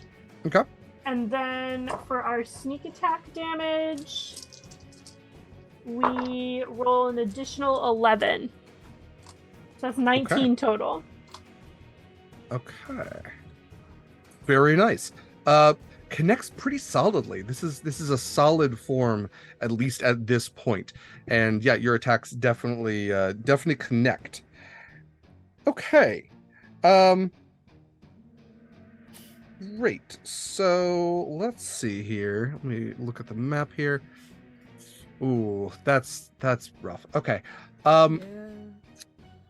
He is going to cast lightning bolt. Counterspell. He is not casting lightning bolt. Okay. Well, I think that's his action. He looks very frustrated as he summons like this crackling ball of lightning in his hand and goes to shoot the very straight line of all of you, and it dissipates in his hand as Dafni just waves it away. First. That was such a choice counterspell. That had all the energy of like a Magic the Gathering counterspell where you're about That to really pop did, off, yeah. and they're like, Yeah. no. Yeah, for me, the GM, that sucked a little.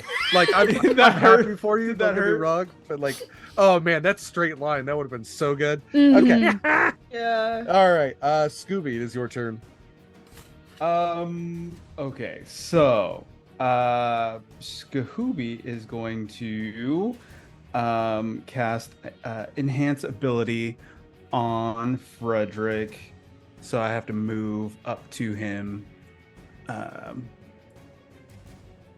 and since he likes to get smacked a lot, it's going to be Bear's Endurance. That's 2d6 temporary hit points. Nice. I roll And I'll let you roll it. Yeah. Oh, That's so on you. nice. I rolled And a then I'll use the rest of my movement to hightail it back. Because Yeah, there we Scooby go. don't. Yeah. All right. Anything else for your turn? I don't think I have anything at this. Nope. Cool. Fred, with that Great. Bear's Endurance. I'm gonna continue with the little net, and I'm gonna throw it at. Yeah, go for it. At That's a 16 plus 4, so that's a dirty 20, That'll do it. and that's in divine ensnarement. Okay. This is the one Tell me what that divine- does. You know, I'm reading it. I Yeah, think it okay. just makes it. It makes it. It gives me all the stats of it, and based off of what I'm reading, I think it makes it all like it makes it a divine trap. So essentially, like Okay. a magical weapon as a trap. Sure. This is also the one where you said yes, I can add poison damage. Poison to damage. it. Absolutely. Okay. Let's see. You can use your channel divinity to either empower a trap or other restraining item. That was a ritual spell, 10 minutes. Sure. So the DC on saving throws against checks to disarm, dispel, trap is your charisma modifier plus half your paladin level rounded down, empowered by divine snare. Okay, so what is going to be the DC to break out of this net? It's gonna be 4, so it's 14. Is it a 14 or a 12? It's if it's your an 8. charisma modifier plus half your paladin level. So it's 2 and 4. It's 2, 4. And then is it a 10 or is it an 8? Because I know that's like one of those two things of like spell modifier or base. It's 10 and usually 8 plus proficiency plus something, so it's probably Yeah. 8 plus charisma plus half paladin level. Yeah, Okay. that seems it's really low. then 12. Yeah. Yeah, that's what I was Yeah, confused. 6. about, too. When I was doing Okay. the math back here, I was like, is it a 10 or is it an 8? We'll Do it. find out. That seems really low. If I could offer instead to make this worthwhile, disadvantage on breaking through it. Okay. Cool. Okay. I like that. I like that better. That makes more mathematical sense than just like, oh, here's a net that's worse than a net. Yeah. Mm-hmm. Cool. Anything else for your turn?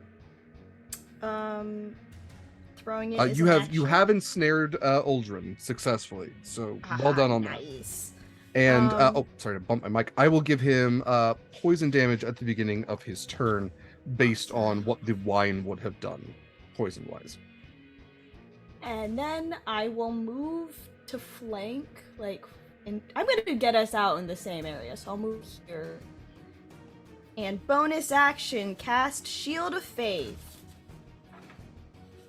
So I'm back at AC of 17. Nice. All right. And that is my turn. Very good turn. Okay, Dafni, it is your turn. I'm gonna take a little step down here so that I'm in this little crevice and not in a line Mhm. with anyone. And I'm going to use my auto crit to cast Witch Bolt. Oh yeah. Okay. So auto crit. Do you want me to roll the dice and then double them, or roll it 6d12? I leave that to you. You can double the dice or double the damage. Some people like to kind of whatever I say, risk it with the dice. I don't know. I Mhm. think both sides have their bonuses too. So Okay. I leave it to you.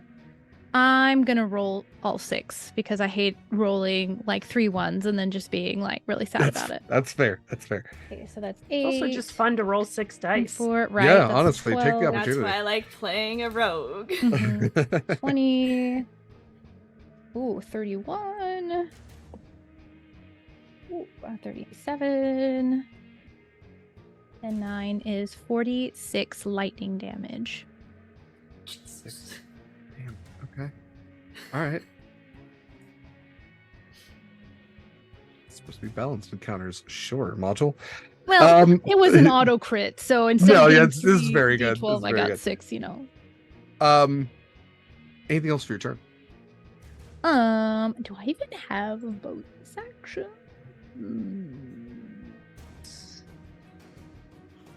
Yeah, that's it for me, because that was my other spell. Cool. Okay, Oh, wait. Shaggy. I want to please. add 2 points of damage to that from my distress that I got from our short rest. Would that be Those two- doubled?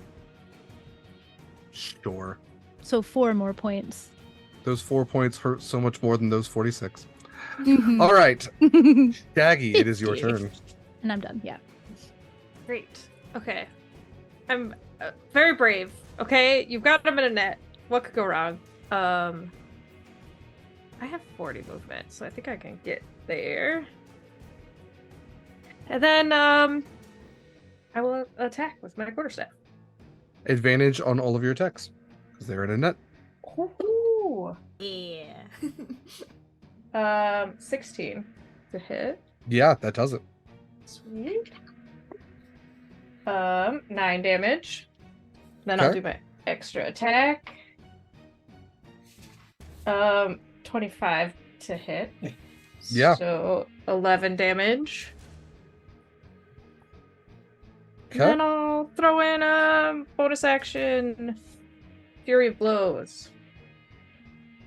Okay. Are those our advantage too? On our? Yeah. Yeah, all your physical, as long as he is in this net. Yeah. Okay.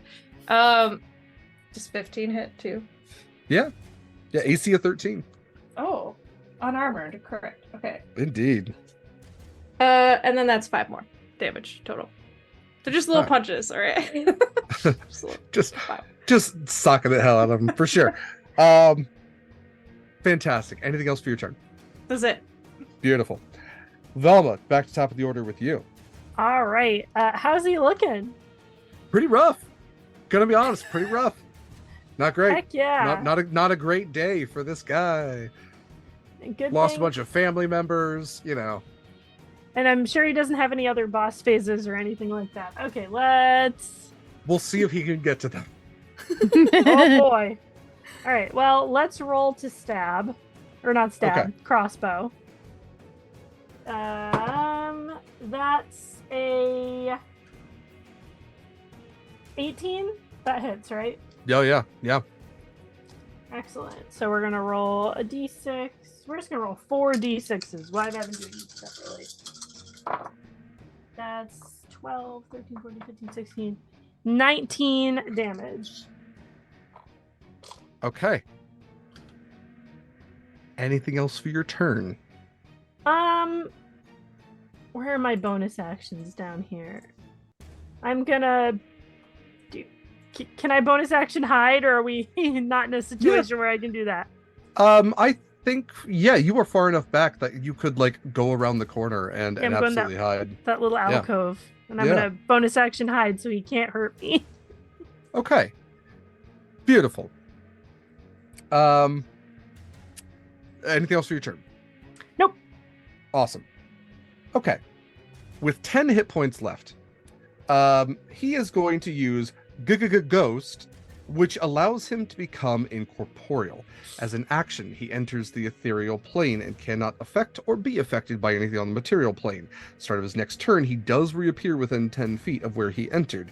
You all won't be able to see necessarily where that is, but it's within 10 feet of where he is. And while he is there, he uses blood ritual. So as his form begins to become incorporeal, you see him start to inhale, sort of, and you would watch as all of those of you in the hallway, 4 ghosts, essentially, like being sucked into a vacuum, like in Luigi's Mansion, fly past you, and he inhales them and regains 40 hit points. Oh, I knew it. It's the one time he gets to do that, and damn, he needed it. He is incorporeal for this turn, so if you would like to prepare for when he returns, that's the time to do it. I am going to take him off the map. Does the net fall to the ground, or is he still in the net? It does. Okay. Yeah, he becomes incorporeal, leaving the net just to fall limply to the ground. So Fred may recover that. It is not broke. He didn't rip through it. did he get poison damage? He did. He did take poison damage. Okay. 1d10? 2d10 actually. 2d10 of poison Yeah. damage? Did you want to roll that? 1, 2. I rolled 2 1s. Oh, no. It would have been really cool if you rolled the 10 and he would have. Yeah, I watched the dice go on the 0 and then just went to 1. In the ethereal plane, he's like, man, my wine is shit. That tasted terrible. Who puts that on a net? Hello, me? Velma says, Jinkies, where did he go? Scooby. Oh gosh, I don't know.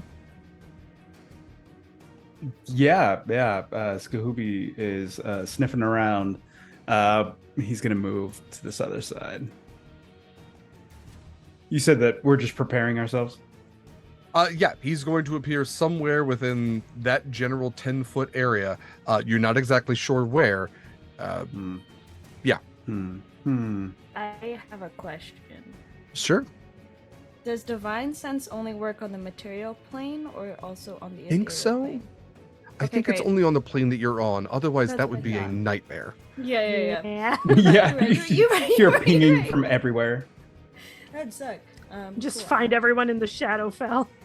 Yeah, my literally God. always being aware of the hells. Just like, oh man, it's really bad. Like having a neighbor who always plays music that's too loud. There's just Exactly. Paladin's life is just like always slightly annoyed by all the celestial beings and undead. It's all the music that you actually like though too, so it's like super loud, but like, ugh, you're Okay, ruining so- it for me. It's I can funny hear because the heavens. They're too loud. It was like 3:00 this morning. This is so Portland. Somebody started bumping music outside of my window, but it was like indie music. Good. And I was like, what? I looked out my Anyway. window and he was standing there with a boombox. Yeah. You're doing this just to me. Why? Don't even know you. Michael, did you want Scooby to prep anything? Man, the spell list is really a lot of utility and not a whole lot of damage. You might notice that there aren't spells like Hold Person because they didn't want you like seeing a ghost and going stop. But that's what I want to do. I know, yeah, I know. This is. I cast knock on the wall. No, I'm here. I'm standing here. You had knock? I also had This knock. whole time. Yeah, I mean, what We had keys. we had keys. This is fair. The one time I was like, oh, I got something for that. Oh no, we got a key. Yeah, and I I could have picked locks, but we did have the keys, so That's true. Yeah, it did give me like lock picking, or you all found the keys actually really quickly. Okay. All right, so with Scooby, is that the end of your turn? I Did you want to pick a spell? Sorry. will cast heroism on myself. Okay. You got a mystery to solve, and Scooby Doo, we're ready for your act. Don't Yeah. hold back. That's what I got. Okay. Scooby-Dooby-Doo. With that, Fred, it is your turn.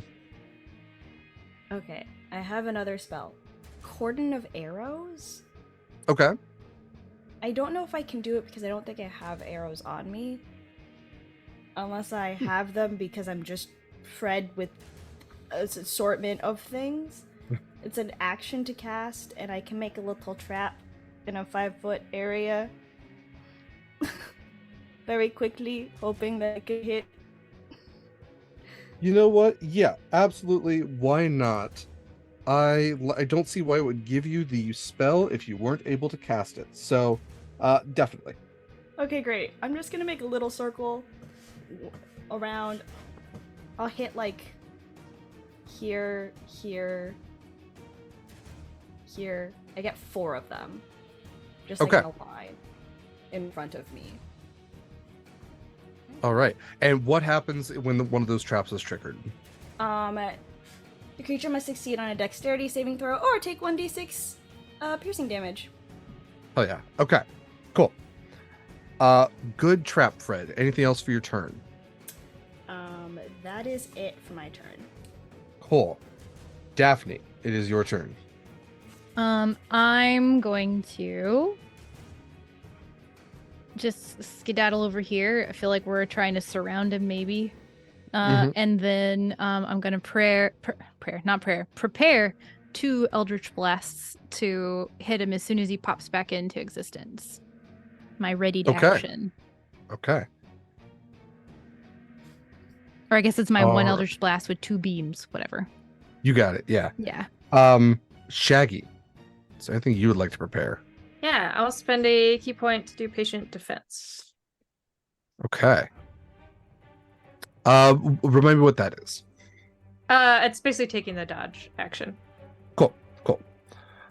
Okay. We then are back to top of the order then with Velma. Velma, is there anything you would like to prepare?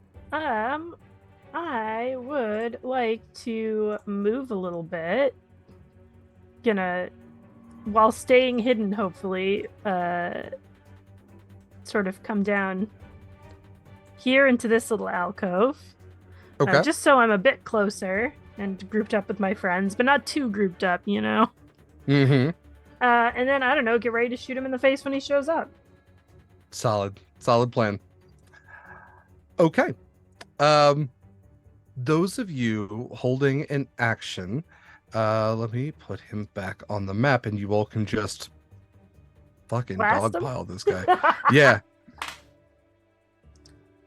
Okay, so he is going to pop up right here, and if I can get a good, just come on, mouse, work. Okay, fine, I will zoom in. He is basically going to take up that square next to Fred and Dafni. Yes, trigger. And so let's start. So Velma, you had a prepared action. Go ahead and roll for that. That is a 15. 15 hits. Wonderful. And then we're going to roll all the d6s.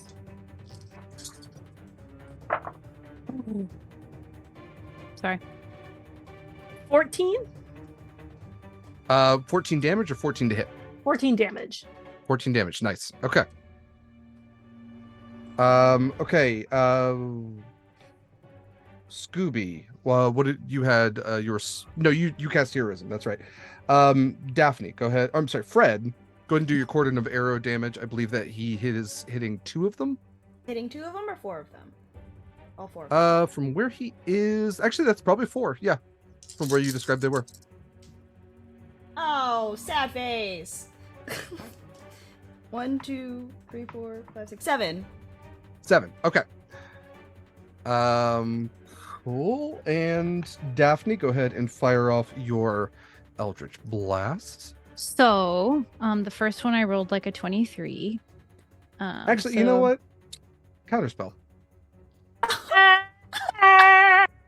Yeah. Does it cancel both the beams? I think it does. I think it cancels the entire spell. Oh, that was really good because I went ahead and rolled while everybody else was rolling so we could go quickly. Yeah.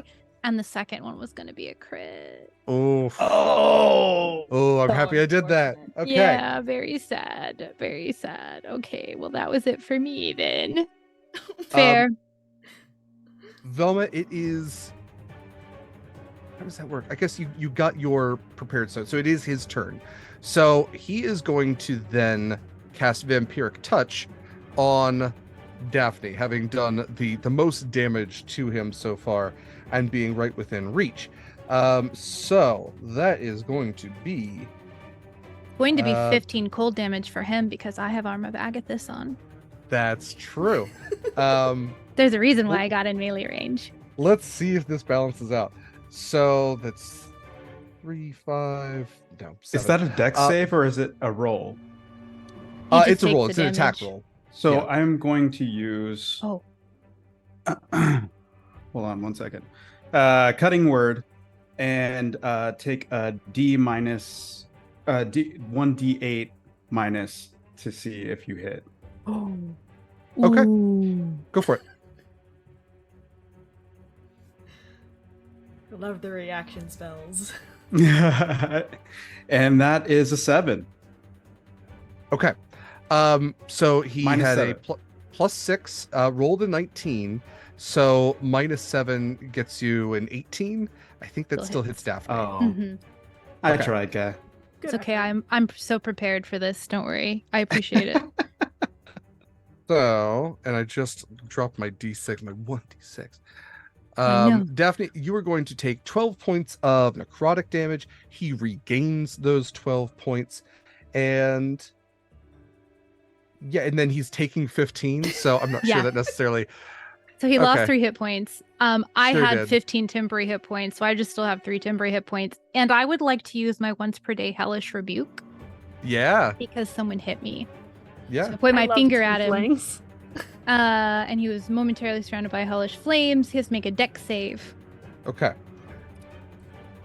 Roll the 9. I don't think it's a high dex. No, it's a 9. He's a +0.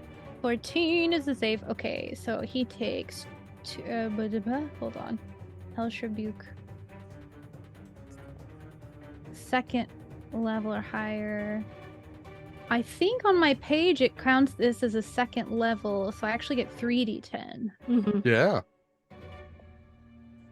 If you max out, that's the end of him. I didn't max out. 16. 16 fire damage. So 15 cold damage, then 16 fire damage. Dang. Okay. You're All right. hot, then you're cold. And you yes, then you know. Sorry. See, now I'm wondering if Katy Perry was ever on Scooby Doo, but Alive Fantastic. and you're dead. Sorry.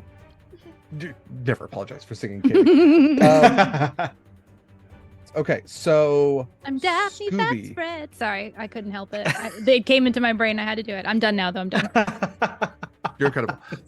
Scooby, it is your turn. Uldren is looking like he is barely able to sustain his existence at this point. Scooby-Dooby-Doo, and I'm gonna use my crit. And hit with Vicious Mockery. And double the die. Because why not? Okay. What's the save? Wisdom 13. Okay. He rolled a 14, so he did beat, but I think he takes half No. damage. I don't know, because it's a. Hold on.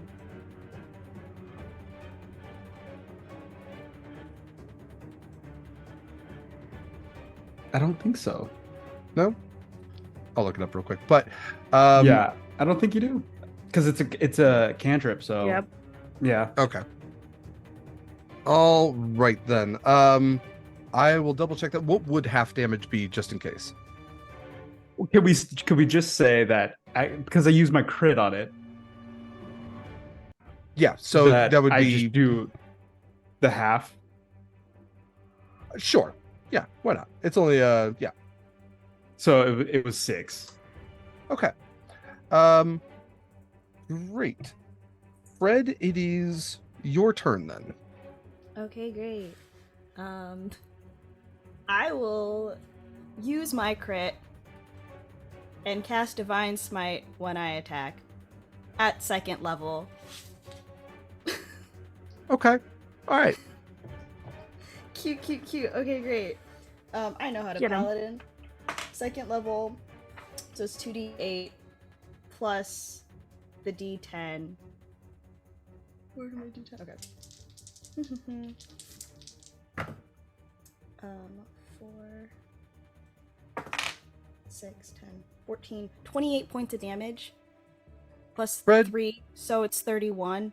Because I forgot to add the plus 3 of slashing. My guy had 5 hit points. Fred, describe how you end Uldren Beauregard. Okay. I think... Oh, what does Fred do? He runs over to swoop to grab his, he makes a fake to grab his net, but instead he goes in and does an undercut and, slices up at, Beauregard as he's rolling across to be next to his net. Phew! The last words out of Uldren Beauregard are, I would have gotten away with it too if it weren't for you meddling adventurers and your talking Noel.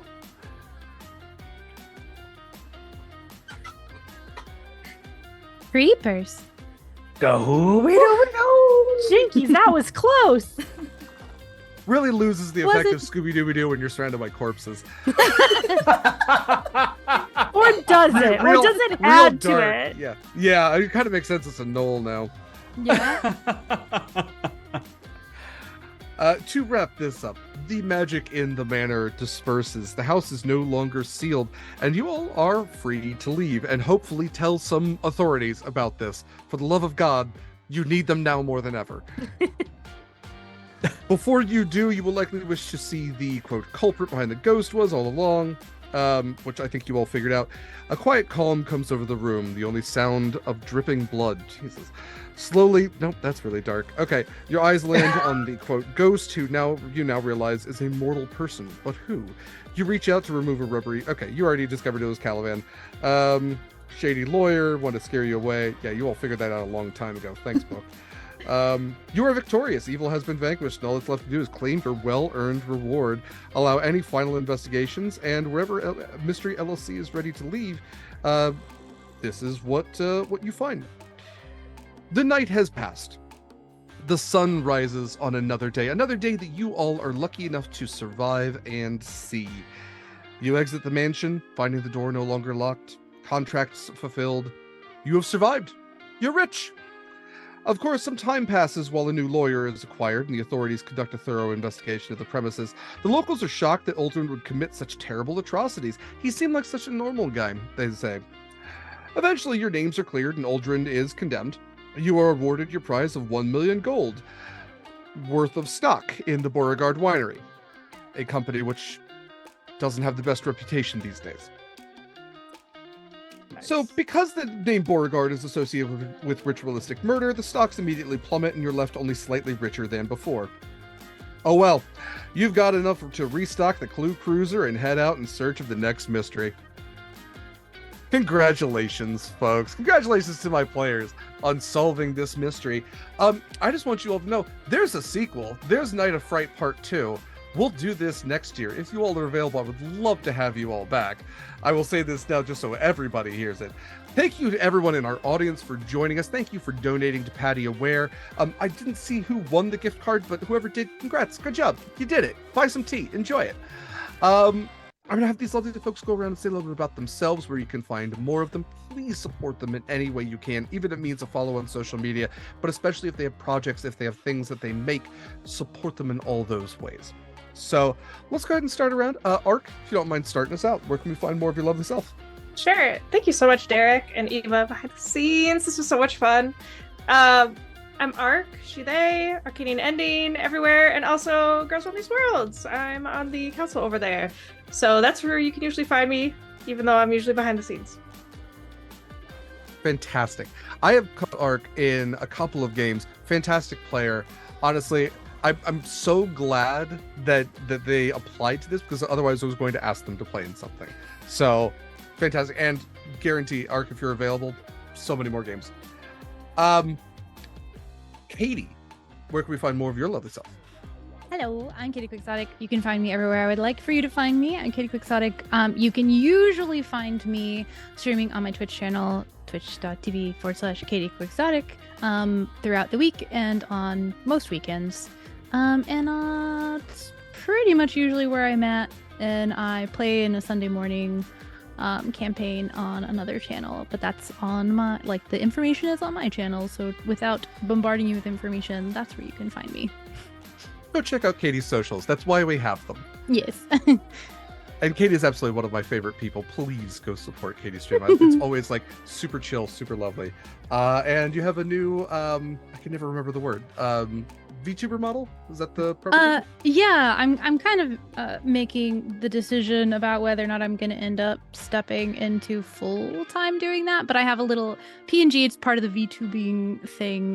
It's really cute. She's like a little moth girl with antennas that are flowers on the ends, and it's really pretty. So appreciate Katie's real pretty face while you can. Next up, Tori. Hi, my name's Tori. You can find me all over the internet on all of the social medias as that nerd Tori. And yeah, you can catch me tomorrow night actually on Manapop Studios for the finale of our Curse of Strahd from Bat to Worse, which is Curse of Strahd, but if Strahd was Matt Berry. And actually in episode 1, we killed the Mystery Squad. So we're playing hench people. It was very funny. So cyclical. That's so good. And then you can also catch me at the end of next month at PAX Unplugged. If you see me, say hello. I'll be there all weekend with Gehenna Gaming. Fantastic. I need to catch that Curse of Strahd game because I just want to hear more Matt Berry impressions. So funny. Zach is doing such an incredible job. No one can hold it together. God, just the inflections alone. And honestly, Tori, top tier Velma today. I couldn't have asked for anyone better. Mikyl. Hi fam, I'm Mikyl. I've been playing Scooby-Dooby-Doo, And you can find me most often on the Sword and Key Discord channel, posting all of my art there first and foremost. And then you can find me on my socials at Mikyl Sandoval, Twitter, Instagram, Blue Sky, Tumblr, and then I play a really cool little Triton right here on Horizon's Call every Saturday. This is my channel. These are my peoples. Pleasure to be here. Really do love that Triton. I just think he's neat.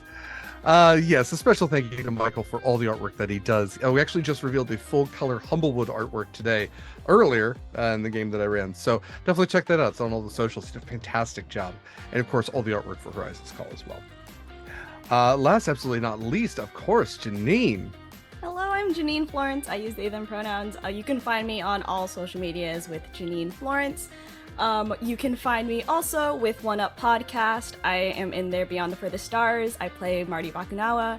And then you can also catch me at QueerPG, where I'm also I run behind the scenes stuff, and I'm also in their Season 2 Wander Home campaign.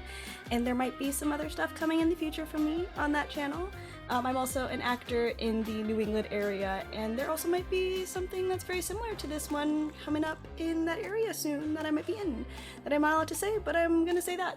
And yeah, that's where you can find me. I'm really happy to be here. Thank you for letting me join this little crew. Absolutely. You all are 100% welcome back anytime you like. You all have been absolutely fantastic. Please, if you are out there looking to cast any games, these are fantastic people. You can't go wrong with any one of them. Hell, just cast this group in another game. They play well together. I am Derek Sword. I've been your GM for this game. I'm your GM for a lot of games around here. I use he, him pronouns. Yes, Sword is my real last name. Yes, it's awesome. No, you can't have it. Most of my socials, it's fine. I do Sword and Key stuff more than I do my own socials. If you do need to find me, it's at dsword16 on most places. I have a beacons.ai/Derek Sword. You can find all the stuff there. But please go check out Sword and Key. That's where, again, I do most of my stuff. I am the sword half of Sword and Key. If you go to beacons.ai/Sword and Key, you can find all of our stuff there, including the Tiltifies for Patty Aware, which is what we're doing for October, for Fauna and Flora, which is the campaign for Humblewood, for Project Hope, which we are doing with the Pulp Cthulhu game. You can also find the Pally for Horizon's Call. You can also find all of our discount codes. We have discount codes like for Greenleaf Geek Dice. So if you want to get cool dice and accessories, you get 10% off there. Most of our socials were Sword and Key, separated by underscores, sword, underscore, and underscore key. You can also find links to join our Discord on the Beacons. And you can also find links to Monster Crush, which is the only Sword and Key podcast as of right now, but is a podcast I do with my friend Lady Dame. LD and I talk about cryptids and creatures and all different types of fun stuff. We just released an episode on the Chupacabra, and our twist on talking about paranormal stuff is we talk about how sexy they are. So we talk about how smoochable the Chupacabra is. Spoiler, not very, turns out. I want you all to guess, just in your own heads, think of how old the Chupacabra myth goes. Like, were we talking about El Chupacabra like in 1800s? No, 1995. That's when the legend started. Think about that. It ruins your life.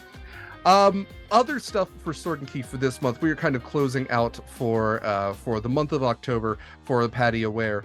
We do have one major event left.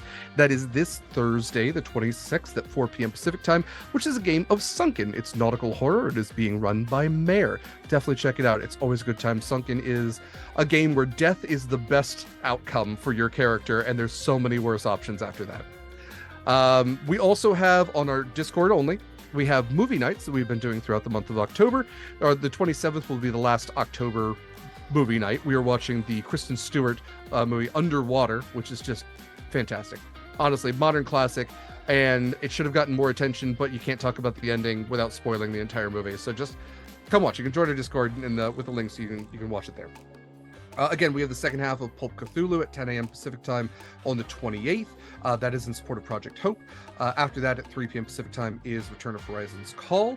And then on Sunday the 29th, Humblewood's back at 10 a.m. Pacific time, and there will be a new release of Monster Crush. This one LD did, and it's all about monsters from the Tingleverse. If you are familiar with the Tingleverse, I'm sorry. If you're not familiar with the Tingleverse, good. Run in the other direction. or learn about it. It's fun, it's sexy, it's weird. And then Halloween's gonna happen, and then we're in the month of October, where we will have even more casting calls, more games coming up, more awesome stuff. So definitely check all of that out. Let's see, we are going to be rating Dork Tales tonight, and congratulations to LD for winning the giveaway in chat for the gift card for Friday's Tea. Thank you again to all of you for joining us. Thank you to my wonderful players for especially going late. I am going to let them get back to the rest of their lives and nights, and I suggest you do the same. But until next time, dear friends, take care of yourselves, and Scooby-Doo! Bye, everybody.